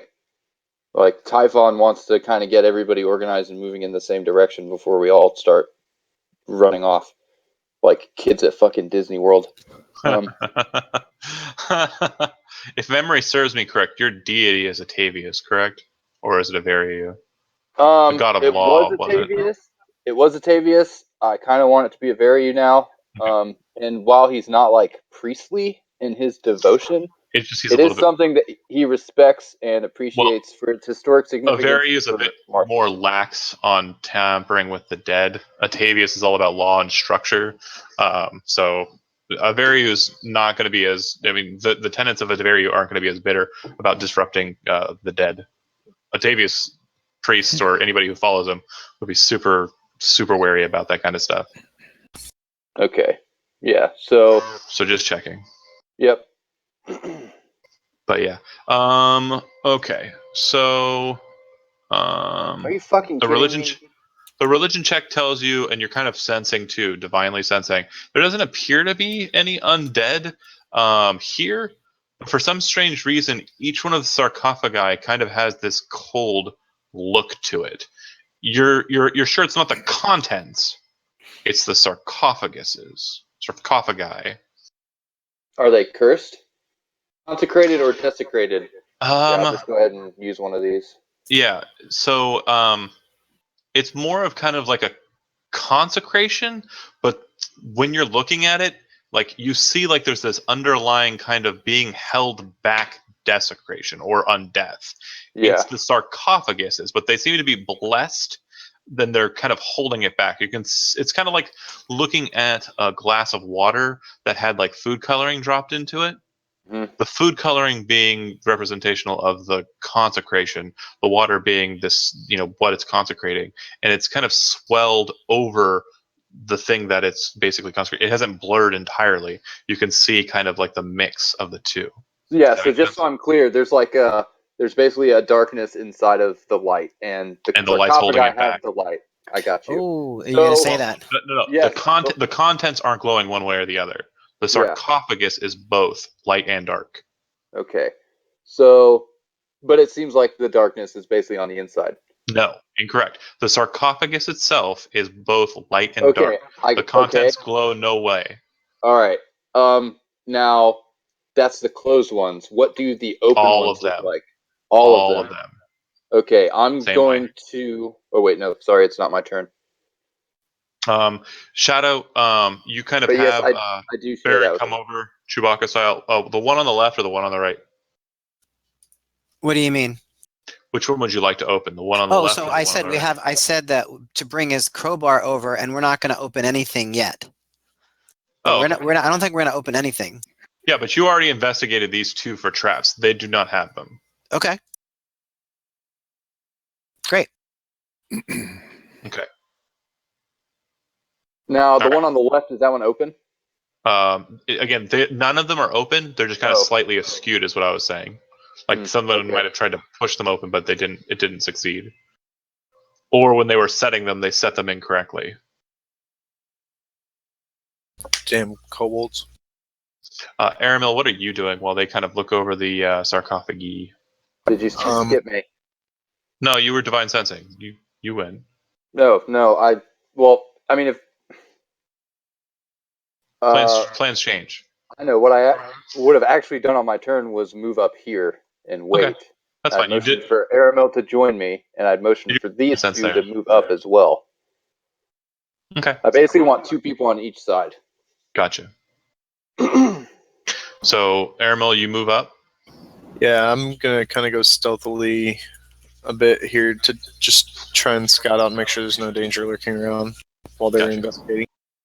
Typhon doesn't appear to be. nods approvingly. Yeah, it doesn't appear to be. Blah, blah, blah, blah. Andy, can you see up to the left there?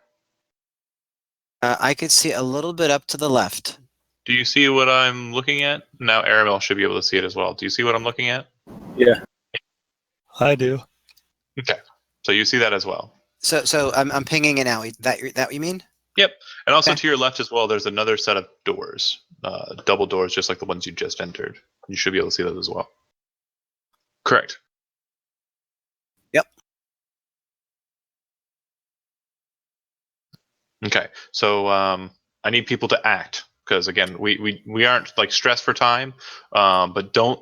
I mean, if your characters are just sitting around doing nothing, your characters are just sitting around doing nothing. If you have actions you want to do them. If you want to be very suspicious and stuff, great.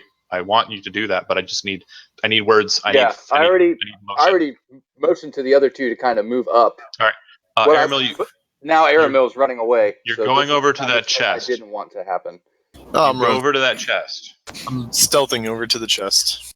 Okay, yeah, you secretly, stealthily move over to the chest. Nobody really is paying attention, but Tabaxi, you'd be able to see him move over to it. Right. Shaft, what are you doing once you get to the chest? I'm just looking over it. Okay, looks like the what kind of looks like wood on there isn't actually wood. It looks more like stone in actuality, and then it's kind of got like a brass or bronze kind of lining to it that's kind of securing it. It looks like it has a very simple mechanism that can be kind of twisted to open the chest. And I don't have really a way to check for traps like you would, right? Right. You can roll an investigation check untrained, but you're just not going to be as keen at Or spotting you it can as a rogue would. call Rogue over. So, hey, Rogue. Yeah, It doesn't appear to be trapped. You're pretty sure it's not. I was pretty sure that cover though was pretty good. So you call over the Tabaxi? Yep. Okay. Yeah. So I noticed Aramil disappeared. I noticed All right, the I'll go taxi's with running off. So I'm like, hey, where are you going? And I follow after them. And you kind of have to stand in one of the squares that's kind of adjacent to it to kind of look it over. Do you want to go north of it or kind of to the like? You're not really adjacent to the chest. How about right there? I'll move out of the way. That's good. Make So an we can investigation examine check.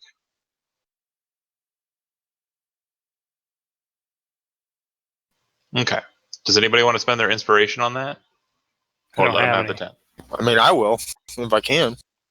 Okay, yeah, you go ahead and mark off your inspiration, and Andy, you know he kind of like is looking at it, and you're kind of looking at it, and he kind of like he seems to be kind of looking at it in a way that makes you look at it a bit differently.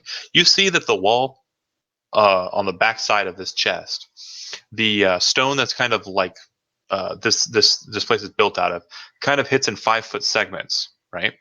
Right. But these stones seem to be lower. They're about 3 foot high. And upon closer inspection, you see that the seam above the stone is a little wider than the seams of all the other stones. And upon even closer inspection, you detect that there's a mechanism inside that will send forth a blade out from that hole and slash about 15 feet out from the chest, like right overhead of the chest, cutting anybody who's standing around the chest in half. Wow. Centipedes. Move back. I move away. I would definitely tell Aramil and the others that. Do you have thieves' tools? I do. You can attempt to disarm it. Now, if you fail by 10 versus the DC, you could possibly spring the trap on yourself. Okay. So I'm going to then- say to Aramil to stand away. Hold Okay. on, you said it slashes 15 feet out? Yeah. Well, not 15 feet, 5 or 10. I'm sorry. I did the math wrong in my head. It's basically, hold on. Let's see if I can show you. Ah, damn. So there's no way for me to stand Shit. close enough to pull him away. No. You'd get cut in half. Are you going to attempt to disarm the trap? Fuck. The likelihood of you failing by 10 or more is very unlikely. Plus, we also have more healing available, just not from me. Not unless if he it's dies. unless it's an overkill, right? Oh, yeah, because that shit does happen. I know. If I can't remember which skill is used to disarm traps, but I also have thieves' tools, so I don't know if I'd be better at it or not. Andy, kind of looking at the treasure chest, the positioning of the trap, and everything, you realize that the chest isn't going to move. If you attempt to open the chest, you are going to have to get leverage out at a point where you're going to be in firing range for that blade. It's going to be very difficult to dodge it. It's not going to be like a saving throw. It's going to make an attack against everything in that zone and do damage. So it's a hard-on attack, like not a something you can dodge. Right. Okay, so, I mean, would Typhon know that? Would anybody share that information with me? Sure. Okay. He yells to the Tabaxi, he says, Shadow, is the chest locked? So is the chest locked, John? It looks like it's a twisting mechanism that you have to push from above to kind of turn it. Mhm. It looks like it can be opened like a doorknob effectively, but you have to get leverage on it from above. Right. You get my meaning? Could I take the dodge action and open the chest? Dodge action will not benefit you because you don't know where the blade is technically going to come from, the left or the right. So no. Dodge is against a target that you can see effectively. I You don't can't think take I'm the going dodge to be much action help in this and just situation. walk around taking the dodge action all day long. And then when a surprise attacker attacks you, go, ha ha, I was dodging. It's not how it works. Oh, it's Well, useless that's then. kind of my plan. I think maybe we should leave this alone for a while and explore the rest of the room. So again, like you've investigated the trap pretty well. You have a good idea of like what you're going to need to kind of crack the mechanism, Right. and you're pretty sure that the DC level is 13. Ah, So if you watch out, fail Shadow. by I'll do it. 10 Just or don't roll more, a 1. Okay, what's yeah, your pretty bonus much. with thieves tools? That would be It's a +2. Yeah. Not. So It's not. There's Shadow. a definite possibility I could fail Hold on. this. Wait. It's a Dexterity five- no, plus it's a proficiency 5%. is what? So Stop. it says it's. I see thieves' tools. It's marked green, John. There's a +2 next to it. Oh, it's just showing it's proficient. What's this? Hold on. Let me look at your stuff. That's weird. Shadow, stand back. You've taken enough risk and damage so far. I'll take care of this. Did I do Thieves- that wrong, John? It's listed as strength. Yeah, you did.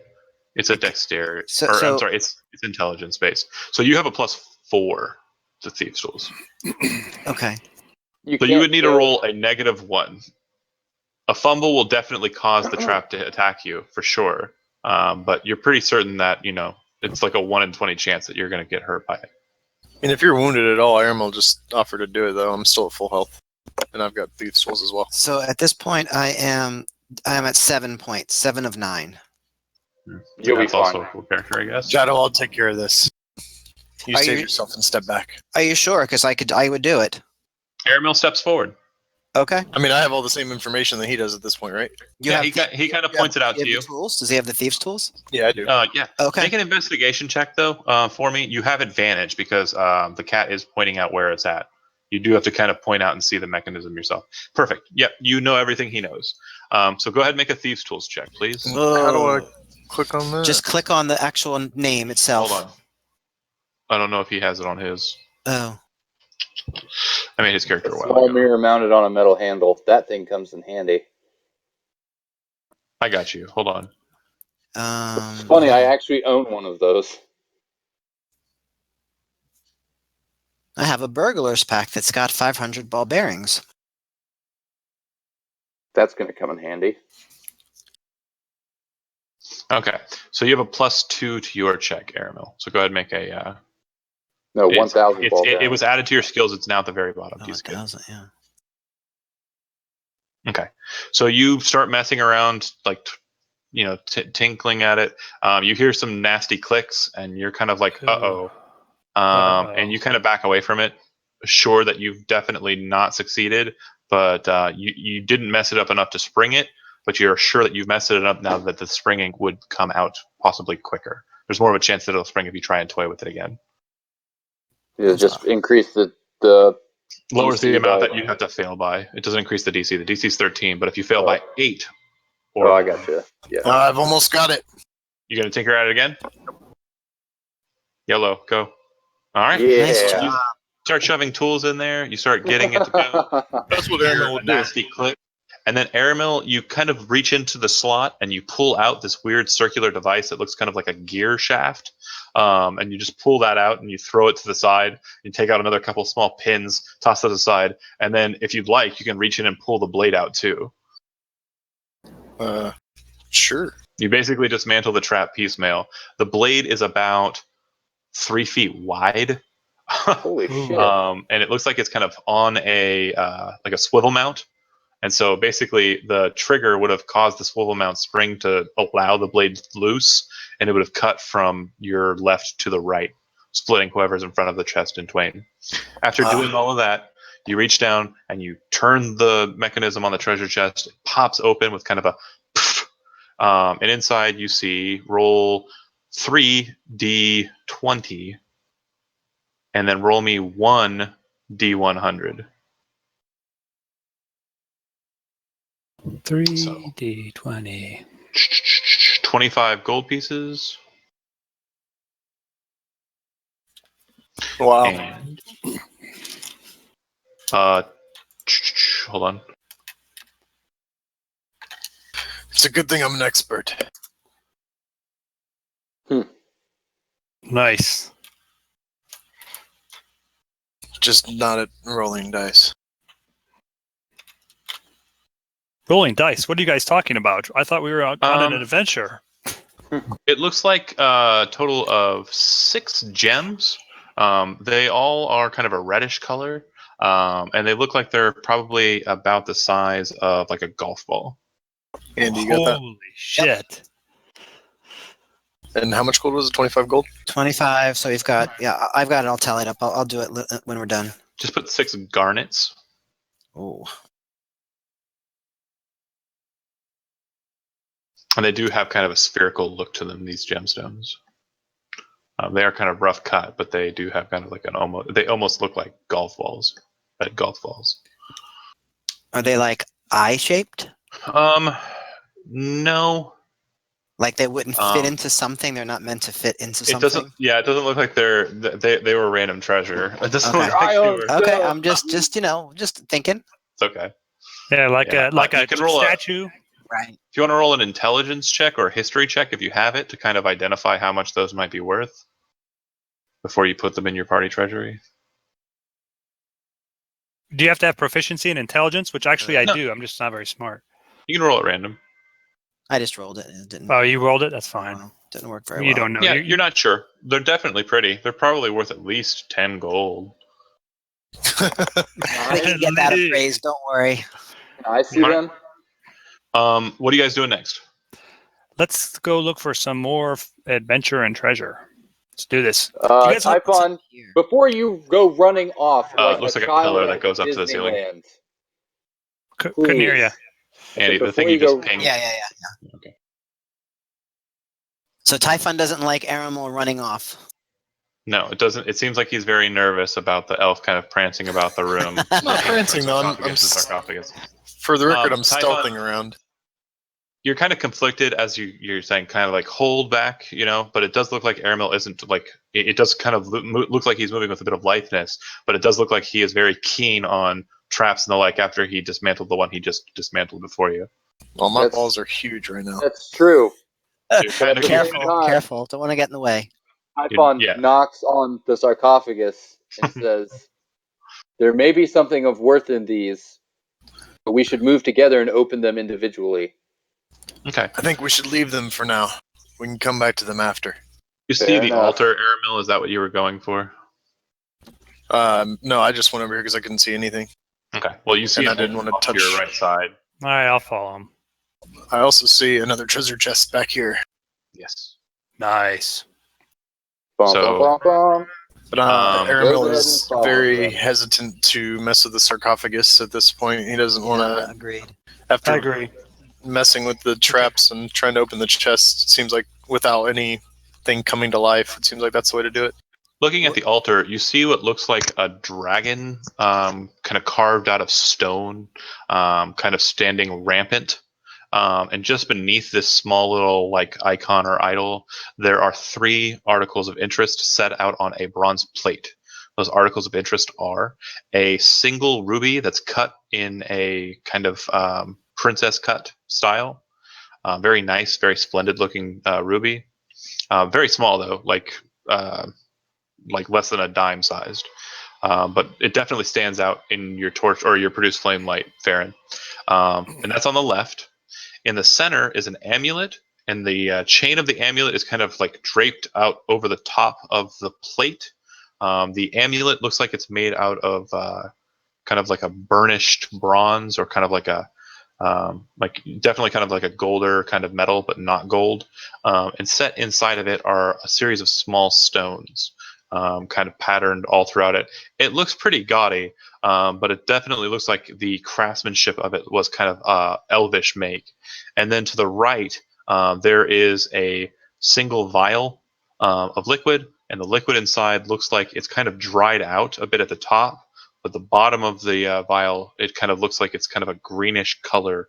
And when I say greenish color, if you're familiar with absinthe, after it's been kind of distilled with water and sugar, it's kind of got like a greenish, jadish color.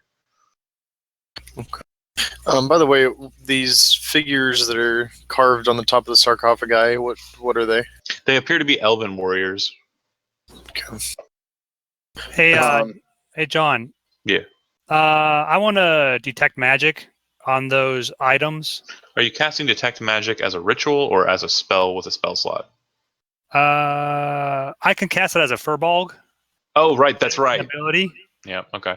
So go ahead and notate so- that. When you cast Detect Magic, what you're going to see is that the amulet glows. Sweet. All right. Is that all? Correct. Okay, guys. I tell everybody that. So we definitely could I know check it's that for magic. traps? Yeah, it's definitely The trapped. vial of liquid does not glow. Right. Do potions usually glow? Yes. Okay, If so they're that's magical.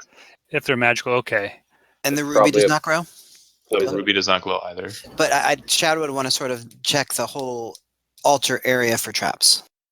Okay. Is there anything historically significant about the dragon, about who it depicts or what it's doing? roll a history check on that. No need to roll a check for traps. There don't appear to be any on here. So Okay. after kind of looking it over, you know that some elvish splinter cells defected away from elves during the War of Sword and Serpent, and they followed any number of dragons who were kind of like the leaders of the army on the serpent side. This one's depicting a red dragon, which you would know iconically as Ashmedea. Hmm. Hmm. Ashmedea. Typhon explains all of this to everybody. Yep, and your religion side would let you know too, and tell the story a little bit further. Ashmedea was killed by Averiu, your god, and he lanced out Ashmedea's heart. What? And when he did so, he sacrificed himself to save everybody. But Ashmedea's heart was replaced with a nasty demon prince.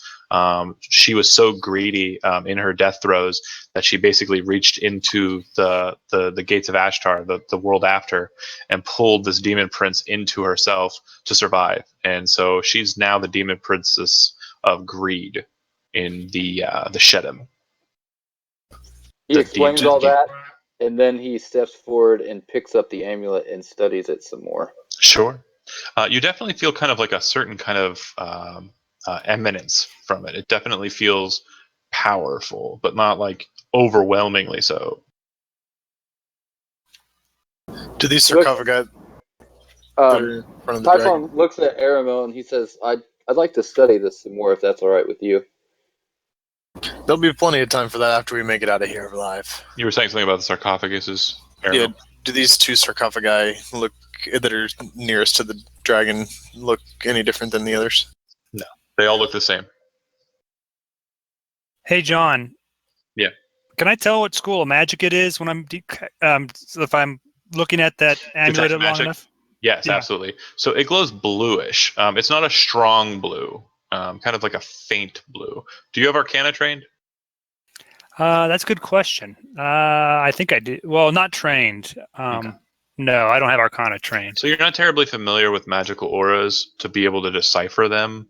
But it's kind of has like a deepish kind of bluish color. It might be mistaken for maybe purple, but you're pretty sure that it's a blue. Okay, I mentioned that to Like everybody. a royal blue, kind of almost looks purplish. You know what I mean? Yeah. Yeah. Okay, cool. Yeah, I'd say go ahead and just add everything to the party treasury. Typhon's going to hold on to the amulet, but he has no intention of keeping it. Like, he intends to honor the deal that everybody struck. I mean, at this point, Aaron will trust you guys after saving Shadow's life, and you've proven yourselves trustworthy to this point, so. Yep. All right, where to next, Aramil? Yep. Somebody grabbed the ruby already? Or the the not ruby yet. and the vial, like all that stuff, just go ahead. The ruby, the vial, the amulet, add it to the party treasury. Where are you going next? to this chest over here? Stealthily again? Sure. No, you're talking about to the far left, right? Yeah. Yep. Yep. You can definitely see that the alcove to the other side of this chest, and as Typhon kind of moves, he can see it. It definitely opens up to something larger, something more grand, a statue, perhaps. Oh, yeah. Historical significance. We can't forget the doors, too. The statue appears to depict a strong, powerful-looking elf with armor and a very large sword, kind of standing off in combat in his combat pose. It looks like there's some writing at the base of the statue, kind of set in the dais that it stands atop of. That's my daddy. I'm assuming it's Elvish. Correct. And the more perceptive you should also note there's another treasure chest on the opposite side of this one as well. Yep, Ooh, Typhon nice. passes that information on to Aramel and then asks if he could translate the Elfish for him. I'd do just that. Oh, by the way, I'm going to keep concentrating on my detect magic. I can work up to a minute, I think. Or is it a minute? Yeah. No, 10 minutes. Ooh, 10 times as long. Nice. Okay. So yeah. The Elvish reads, "Here lies Captain Arundel's guard, the 15 soldiers who died in his at his will, and worship of the heart of the dragon." 15. Well, it's a good thing we did not open these sarcophagi. Yeah. That's a lot. But it doesn't seem to notate that this is like a memorial for the captain. It seems like this entire chamber per what you read, is a memorial for his retinue, not him. I wonder if is he's that behind the sword doors. real? Is that sword real, or is it made out of Stone. Yeah, it's also Okay. as tall as you are, horns and all. Like it's a good 6 foot long. Can we investigate the statue and see if there's like any things Sure. that move? I'll save you the time. There's nothing to it that you guys Bummer. can find. Shadow, do you mind checking for traps on the chest here? Yep. So is that investigation, right? Yeah, there You said there was nothing to the statue, right? It's just a Nothing to statue. it. Yeah, Yeah. just a Okay. statue. Cool. Because we got detect magic and we got thieves going on, so we Okay. got traps and magic traps pretty much covered. You quickly explore this chest and kind of look it over, and you see that this one has a very simple turning mechanism similar to the last one. And after kind of inspecting the wall, inspecting the sarcophagus behind you, just everything, like you're very wary, you notice that this just seems to be a simple treasure chest that can be opened with a turn of the dial. Still don't trust it. You saw the size of that blade. Right. So I'll say, everyone, why don't we stand back and I'll open this one. Before you do, we should check the other one too. Well, he said he was opening it. So as you guys back away, he turns the dial. It opens, and inside there is roll 3d20, roll 1d100. Okay, so 30 gold pieces. And Fucker. You guys have definitely already made your investment back, by the way. Yeah. Mm-hmm. Yeah. right, It was worth it. absolutely. Everybody else missed out. 30 Yeah. gold pieces, and then the 15 is for what? It's for random. Random. Potion of healing. Seems to be a vial. The vial kind of has like a trapezoidal kind of look to it, like kind of slants off to one side. If you were to kind of like take it up in your hand, it almost has like an almost like cup-like look to it with a stopper at the top. So it kind of like leans in towards the drinker, if you get my meaning. Yeah. The contents inside, like this decanter, this flask, appears to be made out of like crystal glass, leaded glass, and on the interior you see kind of reddish-looking liquid that seems to have kind of like a layer at the top that's kind of like crusted over time. As you kind of move the vial, though, it kind of distorts it, and you feel like if you shook it up a little bit, it would kind of just the contents at the top would sink in and kind of mix in with the liquid inside. Okay. Hmm. Is that one? Are you detecting magic on that one? Yep. Okay. Nice. Well, detect magic lasts for a duration. Can you find out what that duration is for me? It's 10 minutes. Okay, that's been less. It's been less time than that. So yeah, this one does definitely glows as well. The color that you detect, and you're kind of looking at it, it appears to be glowing in kind of a orangish color. So it's kind of like a red liquid that kind of like, with the sense of detect magic, it's kind of like bursting with this orange kind of like almost fire-like kind of, or almost like just the flame of life, like kind of bursting inside. Wow. Cool.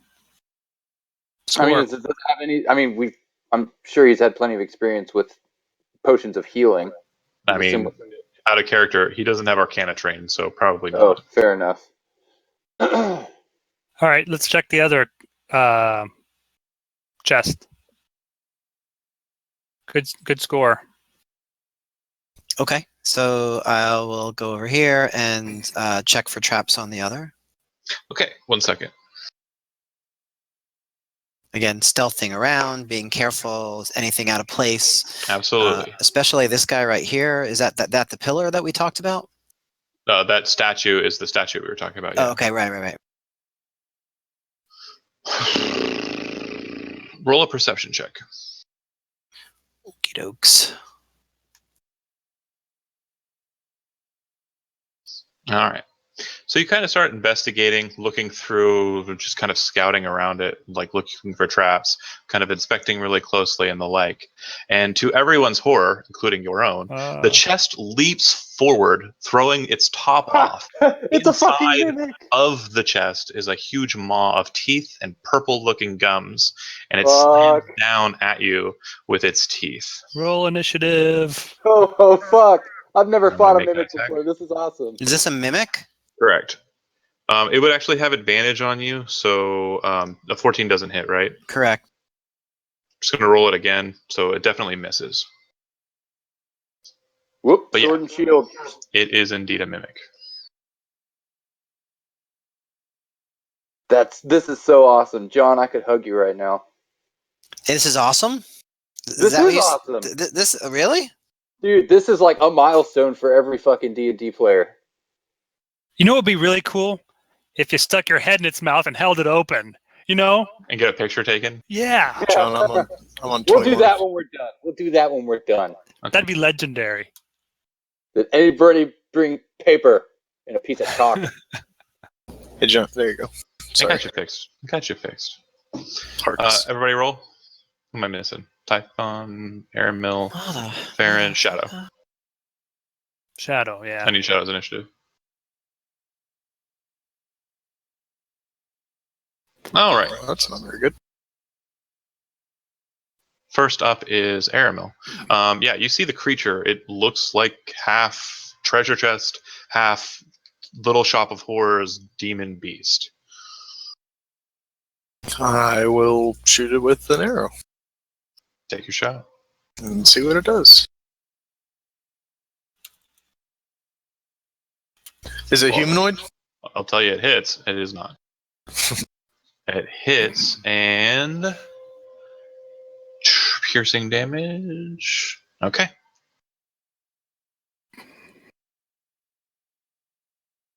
And I will Alright. take cover behind this sarcophagi. Similarly to shooting, at old wooden targets or old stone targets or what have you, your arrow hits into it, kind of sticks, but it doesn't cause it to lash out in anger or pain. And also, yes, Seymour, feed me. Farron. All right. Played. I am going to cast Shillelagh. Yeah, I am not going to pronounce it right. It's ever. okay. Don't worry about it. I guess I'll just move. Actually, does it matter if I move right here? He doesn't attack me or anything because I'm still in his. Yeah, that's right. Cover. So I move there, cast that on my staff, and then I'm going to whack the shit out of him. Give it to me. Now, because you're switching concentration, detect I'm gonna magic. drop. Yeah, I'm gonna drop that blurs, detect magic. and Right. Shillelagh's up. Go. Yeah, I'm fine with that. The one thing is, I don't think we fixed my sheet so that it will roll correctly because it should be using a +3 for my spell. I think I got you. Hold on. Did you? Let me double Oh check. my gosh! Look at that! I rolled a nat 1. I actually accidentally whacked myself with the staff. But let me double right in my check. face. Because I think I covered this the last time we played together. But let me double check. It doesn't matter. I mean, it's nice to have it correct, but this time I rolled a nat 1, so Right. that's really ugly. So you see how you have club at the top and then club druidic focus? That's my quarterstaff. Yeah. Oh, and that's I actually my see, druidic I see. focus. And then there's one that says versatile, see. just means if I use it with 2 hands. So, I swear but I I'm added not. it. Yeah. It's okay. No worries. I'll add it all here right. in a bit. But the Yeah, maybe issue when here we're all is, done. Yeah. with that one, you kind of swing at it and it kind of hits at the top of its mouth and it kind of catches in its teeth, not really doing damage, just kind of getting caught. And it kind of slams its mouth down on the staff. And even with the magic blurring through it from your druidic your druidic magic, Oh no. it actually snaps the staff in half. You now have Wow. another club. Okay, but I'm gonna go all like a ninja on it and hold each half and be like, I meant to do that. No. Half of it's in its mouth, half of it's in your hand. Okay. I can't Yeah. even make it look cool, huh? Yeah, you can spin around the piece that you keep, but Shillelagh, because you cast it on a staff, is no longer active, so you'll have to do it again. Man. Typhon. Real quick, does a club have finesse? No, I don't think it Damn, does. so I can't wield a club in my offhand? It's one-handed. Yeah, you could do that. No, But I'm just saying that'd be fucking cool to just like rip that thing out of its mouth and just start wailing on it with sword and half a broken staff. Okay, but do you have your shield out? I do. So I'm going to keep my shield out because that's what I'm good at. So I'm Mhm. going to move in and attack it. Go with it. Come on, mouse. Quit being dumb. There we go. There you go. That will hit. Pretty solid damage. You put a nice cut straight across it. It looks like it's very aggravated and focused on you. Yeah. Come at me, bro. Come at me. All right. Shadow, Power of a barrier compels you. you are definitely adjacent to it, and that tongue that's kind of lashing around in its mouth looks like it's kind of a dangerous implement that could possibly slam at you. All right, Shadow's going to take the disengage movement and move back out of the way. Kind of over behind the sarcophagus, or just like that way. That's good. Yeah. Okay. Cool. I could shoot from range later. Perfect. The mimic is going to turn its attention towards Typhon. It's definitely gonna slam at it with his tongue. All right, here we go. All right, 14 will miss. The mimic is in. Oh. Yeah. You didn't touch it. Got it. So, yeah, it swings at you with its pseudopod. It misses. I always forget the adhesive, but you weren't touching it, so yeah. Next up is Aramil.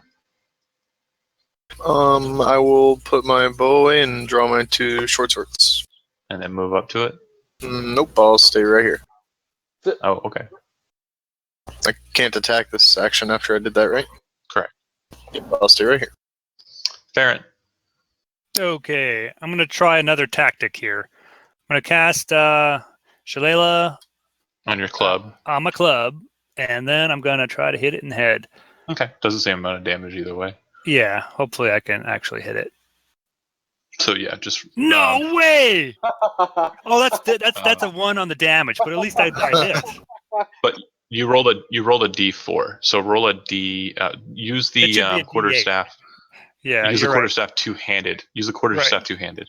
Well, Just no, click I rolled the club. I could just click a D8 because the damage is Yeah, that's different. fine. You're right. I'll just click the Yeah, D8. just- That's fine. Oh my Okay. gosh. Well, it's still a 1. I can't win here, guys. I can't win. Oh well, at least Don't I hit. take this guy to Vegas, am I Typhon right? says a good effort, Baron. Oh, I'm it- going for minimal. I'm going for non-lethal damage He's here. a cooler.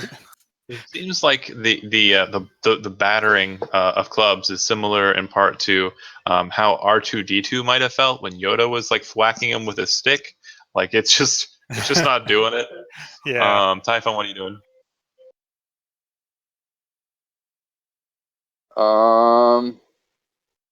Well, bam.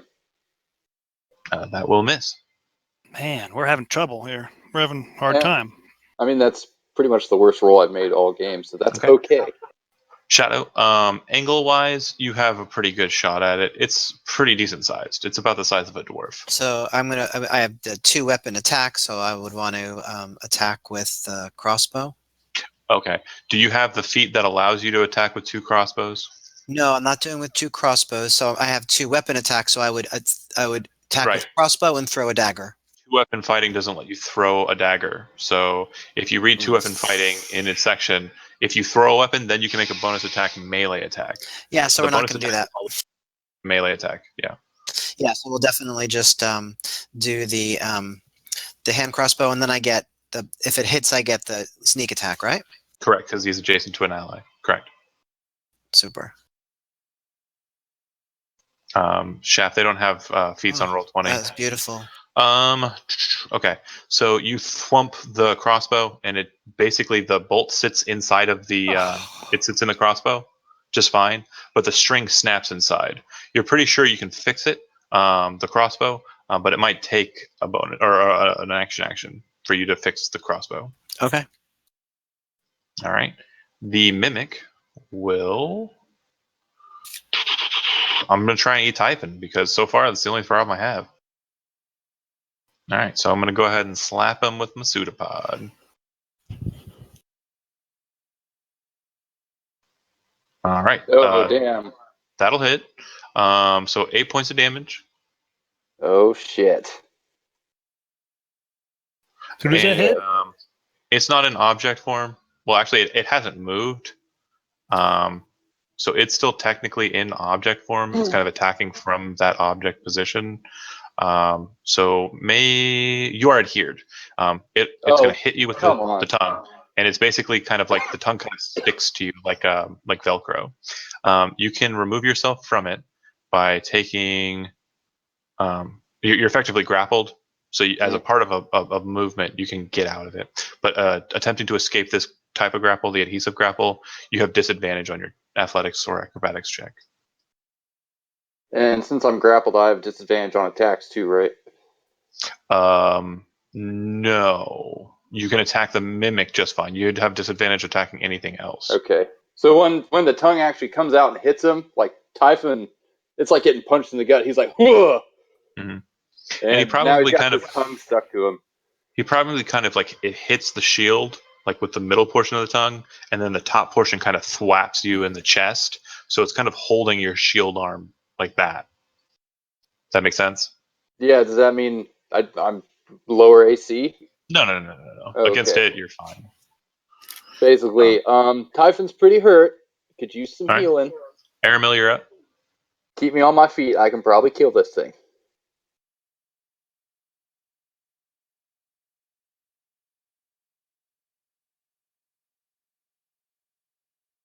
So this will be the first time I've attacked with the short swords, John. Okay, so just go ahead and click. You should have an offhand and a regular one, do you not? Yes, sir. So you'll just click the first one, then click the second one. Attack hits. Fuck yeah. Second one, that'll miss. All right. So you kind of come in, hit with your first sword. You bring in the second sword to stab at it, and I'm going to give you two options. It kind of hits into it, and it's kind of like secreting this strange kind of liquid. The short sword kind of danks off the side of its hide, but the blade kind of runs along it. And as you try to pull the blade back, it seems to be stuck. So you can either let it go or hold on to it, and on your next turn, use your bonus action to remove it, like peel it off of it. I will let go of it. Okay. So it has a short sword stuck to its face. Farron. All right. I will cast Healing Word on on Typhon. Are you moving away from it? No, sorry. Okay. I am not. I was talking to him. 5 hit points. That'll do. And I believe Healing Word, is that a action Bonus or a action. bonus? Okay, that was a bonus action. All right, for my action, I can cast that, and since it's instantaneous, I'll still have my Shillelagh going, right? Well, yeah, that's correct. I'm gonna whack it with the club then. Do it. And this time I'm gonna crit. Holy shit! So I can't even hit it anymore, and then I keep rolling minimum damage. This is crazy. Yeah, your wisdom's a +3, right? Yes, it is. Yeah, so that would have been a 9 instead of an 8, but that still misses. That's not gonna hit it, is it? Oh well. You know what? Right. I'm going to try to like scare it to death. I'm like being very ferocious when I'm doing this. You know, I'm trying to demoralize it. The opposite of ferocious is happening. Yes. Typhon. So you said I could try and remove myself from it as part of a movement? Yeah, so you would make a athletics or acrobatics check, your choice. You have disadvantage on that check. So I can attack and I can still try to free myself. Yes, correct. Okay. Then yeah, that's what I'm gonna do. First things first, attack. Okay. Well, you don't have inspiration, do you? No, I do not. Okay. So then 13 will hit and 6 damage. Okay. Yeah, I'm not sure if you meant to award it to me. No. Okay. And then I'm gonna move and make an athletics check to escape. Well, you can't move until you athletics check to escape. Oh, well.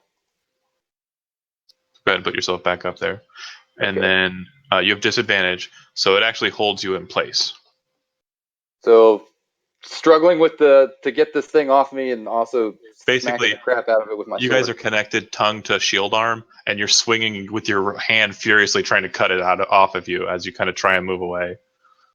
But it's not letting you dance. Okay, Shadow. I guess Shadow is going to try to throw his dagger. Okay.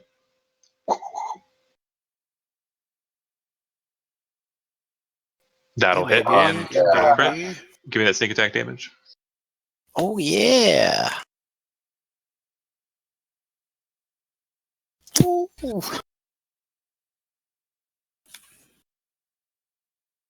13 total. You chuck the dagger into the fray. You hit it square in its face, just beneath the short sword, kind of like in the nose region. It starts kind of like squealing. It almost sounds like a pig, really, as the dagger kind of sticks in its face. Aramil, as you're, kind of looking at it, you let go of your short sword. It looks like it might have knocked it loose a little bit. All right. Cool. So the mimic seems to have like its grapple and kind of focus still on Typhon, and it's going to try and pull him in and bite on him. So it'll be doing this attack. It will make this attack with advantage. All right, so bite. Huzzah. Huzzah. Okay, so 21 will hit. And basically what happens is it kind of slinks its tongue, like pulls its tongue in kind of up over your shield arm and kind of leans you in towards it, and it bites your shoulder. If you've seen Princess Bride, when the ROUS kind of bites bites his shoulder in that movie, it's kind of the effect we're going for here. You can feel its teeth sink into your skin, and you're just like, ah, ah. But yeah, 5 points of damage. Aramil? Thank God for that healing word. How does it work if I want to like target the tongue with an attack? Just say that you're trying to slash the tongue, but you're not slashing with your short swords, you stab. And dependent on how you roll, depends on what I kind of use that with or tell you what is happening. All right, I'm gonna go for that then. You basically want to try and cut that tongue off. Right. Or stab away. Okay, make an attack. And remember, you've only got the one sword. Okay, so you make an attack and stab at the tongue and kind of pierce into it and kind of are pulling or pushing it aside. And it feels like on your side, Typhon, that you kind of have a bit of leverage now that the sword's kind of stabbing into the tongue. You might be able to get like an upper hand on getting yourself free, meaning you don't have disadvantage on your next attempt to try and disengage it, or like get it off of you. I mean, Okay, can I still attack it? yeah. So far as your move, you can try and ungrapple. Okay. You won't have disadvantage this time around. Yeah, Farron, cool. go ahead. Okay, this is what I would like to do. Tell me if this will work. I would like to assist Typhon in getting him out. him. Yeah, that would kind of give him advantage. You know what I mean? Yep. Assist him for my turn. That's perfect. So the help action is what you'll be doing. Yes, Perfect. exactly. You're kind of like putting the club in there, trying to get it in between the tongue and him, trying to get that leverage, trying to get that thing right off of him. Perfect. Right. Typhon, if you want to make a grapple or an athletics or acrobatics check, you have advantage for this check. So go ahead. For flavor points, I basically want to do that first, as like Typhon is basically throwing this thing off his shoulder and then attacking it. Perfect. Make that check. Yeah. So athletics with advantage. You peel it. You peel your Nice. shield back. You get free. You kind of step back. Make your attack roll. How are you killing it? Fuck yes. Yeah. Basically, as so I step back, I peel it off of me and turn and throw it to the ground, and then I just start stabbing the shit out of it. Longsword's more of a slashing weapon. No, I don't. It's on the ground. I'm stabbing the shit out of it, like Drax on the inside of that beast. I'm just like, ah! So basically, as you and your friends kind of peel it off of you, it kind of ducks down, kind of lowers itself, and you stand up at your full height. Your horns kind of proudly, like just coming up, and just looking down at it with your eyes, just fiercely mad at it. You bring your longsword up. You just strike straight down into the top of its head. You can hear a sickening crunch of possibly bone as it gets right through. You turn the blade, pull it out of its head, and it kind of splashes this purplish kind of goo all over the stone and the floor around it. Then you stab it a couple more times because fuck this thing. Sweet. And then I'm panting, I'm out of breath, and I turn and look at Farron and Aramel, and I say, thank you. Then you hear a tush, tush, tush, tush, tush, and then flames burst up underneath you, but you're fine because you're resistant to fire. Oh, nice. Yeah, it's just like. No, fire doesn't. It's more of an awesome than a bad. But yeah, the thing dies Michael as it's Bay kind of explosions in the background. gushing. Chad, roll me 3d20 and a d100. Aramel's gonna pick his sword up Okay, and sheath it and pull his bow back out. and a d100. Nice. Look at that 100 roll. You should have let him roll All right. all of them. All right. As it starts kind of like bursting, Whatever that last thing is, I just pick it up. blood's kind of oozing out of it, but then as the blood kind of like sets to the ground and kind of dries off, and like it's not really like liquid for very long. It's more like gack. Oh, nice. I love that. But it's like a purplish color, so it's not really like wet. It doesn't feel wet. But after that kind of burst out, the next thing that starts bursting out of the mimic are gold coins. They just start kind of hitting the ground softly where it's exploded. And as this thing kind of melts into the ground or onto the ground, like in front of you, into this weird sickly pile, you can see that there's a set of scale armor underneath. The scale armor seems to have kind of like a bluish color to it, Ooh. and it looks like it's kind of got like an almost fish-like motif to it. Yeah, I pick it up and look at it, and I'm like, Yeah, looks like a nice set of scale armor. not bad. And then I hand it to Farmo. All right. Who's Oh, Farmel? You mean Farron? Or Aramil. Sorry, my bad. Aramil?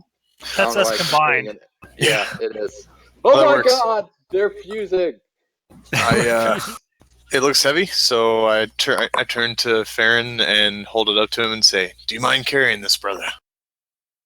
No problem at all. And I throw it in my backpack with all my other stuff. All right, well played. So the mimic and the trap before. Hold on. So Oh, man. was there, in terms of gold, it said gold spurted out? Yeah, 32. Yep, 32. Oh, 32, okay. And as far as experience totals, you gain 150 more experience. Wow. Wow. Oh my god, I'm so close to level 2. I can Aren't you taste guys it. just? Oh, that's black? because you were level. That's because you were level 1. I mean, with 0 to start the game, right? Yep. Yeah, I leveled up now. I'm but sorry, I got how much do we get? That was 150 more on top Okay. of whatever Yeah. you're at. Yeah. Hey, Typhon. Yes. How badly injured are you? Like you have down 5 hit points? Oh yeah. All right. Well, I'm gonna cast Like Goodberry. basically his like you can see blood like running out All from right. underneath the armor of his arm. Well, Just I out of will character- cast.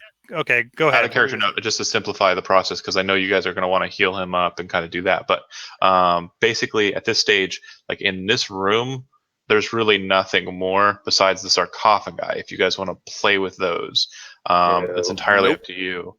I thought Definitely Or as not. it is. definitely suggests we don't do that. Okay, so honoring the dead and not opening up the chests. Great. The only other thing in this room is that double door. When you go to it and inspect it, Aramil, which is what it looks like you're heading to do, you can see that it's very similar in style to the one that you entered in, except that this one does not have door handles. Instead, it has a strange mechanism set between the two doors, and that mechanism set between those strange two doors has kind of an orifice that is like a squarish kind of pattern. But it's kind of, it looks like in the interior, it kind of fits some sort of geometric shape.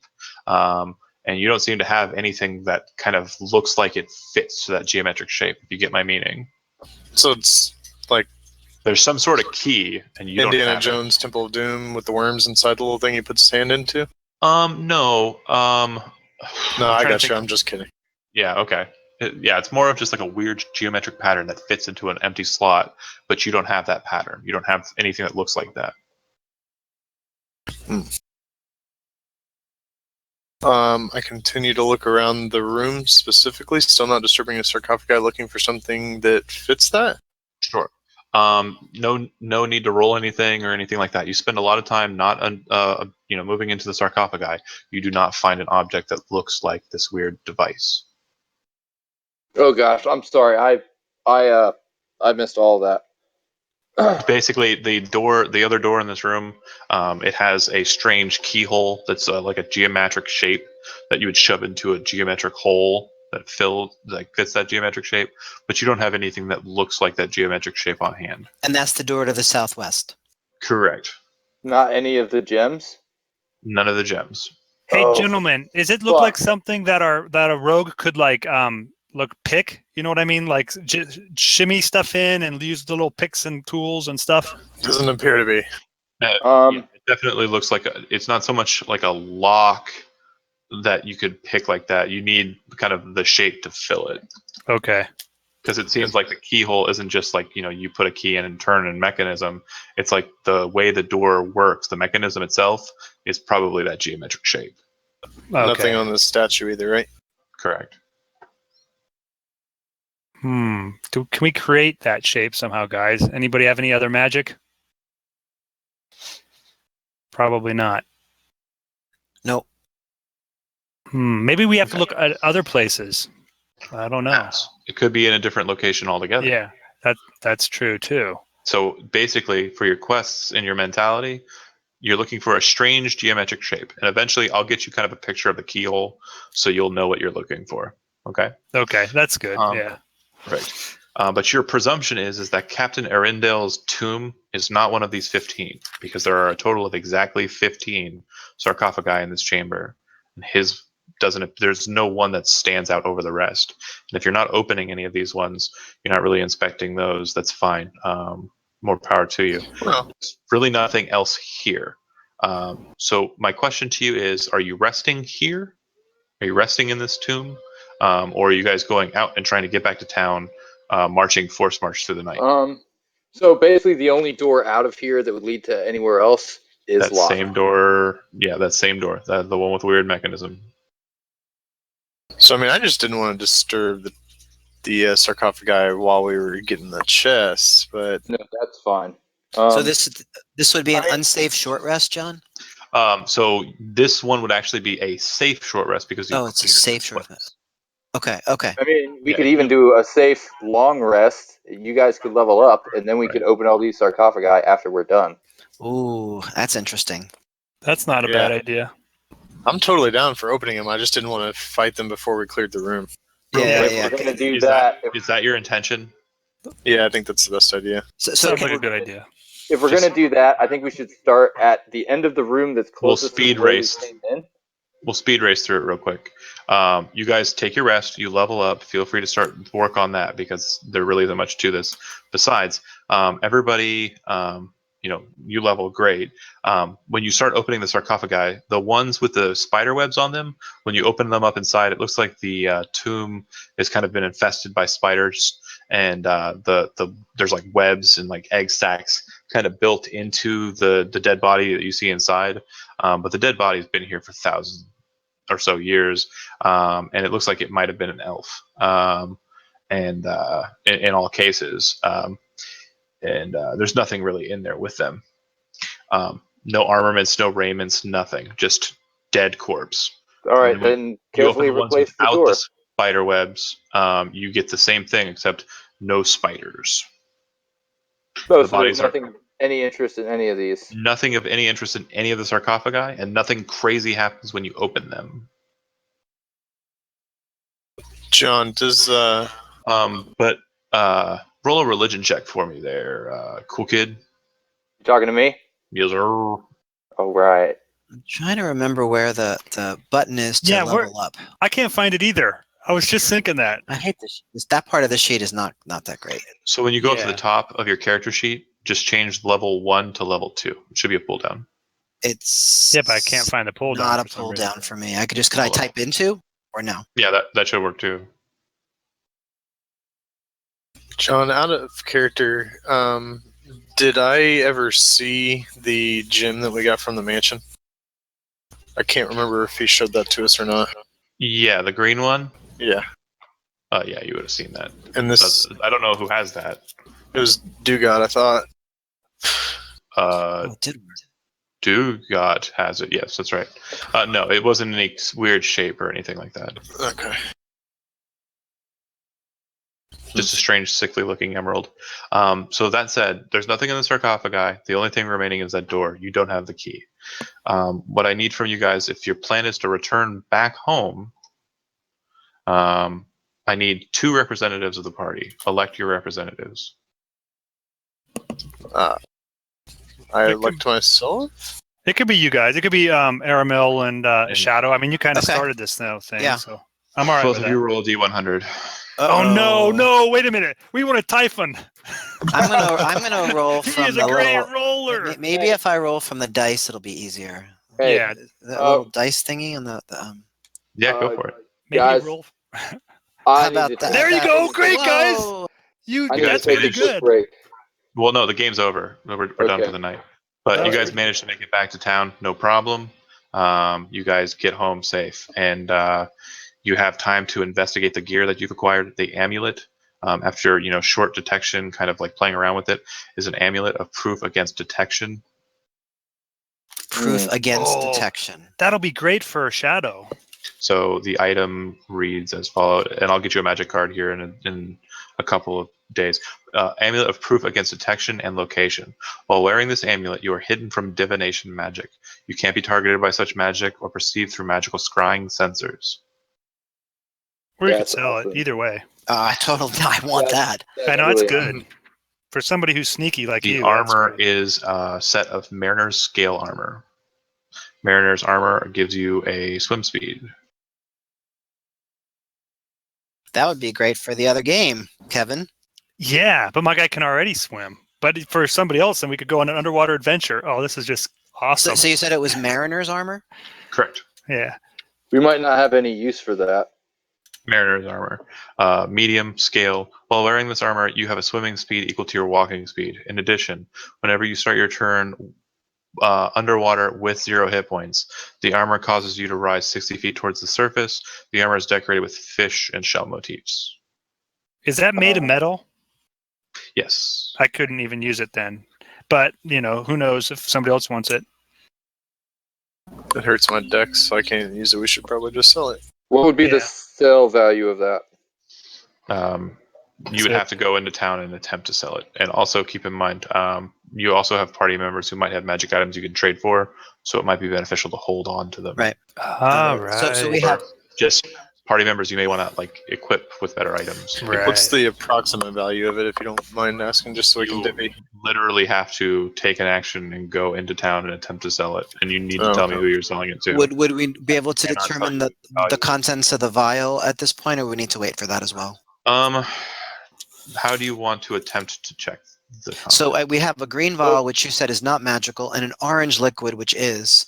So I guess can we need a test- magic user. You can test the potion just by sipping a little bit of it and figuring it out. It's a potion of greater healing. Which that's the orange. The orange. Well, it's Okay. actually red. It glows orange. It glows orange because orange is the color of conjuration. Well, even though the game's over, I think once the feed's done and everything, we should take a minute and I'm going to go ahead and stop the feed. talk about all this and figure out what we want to do.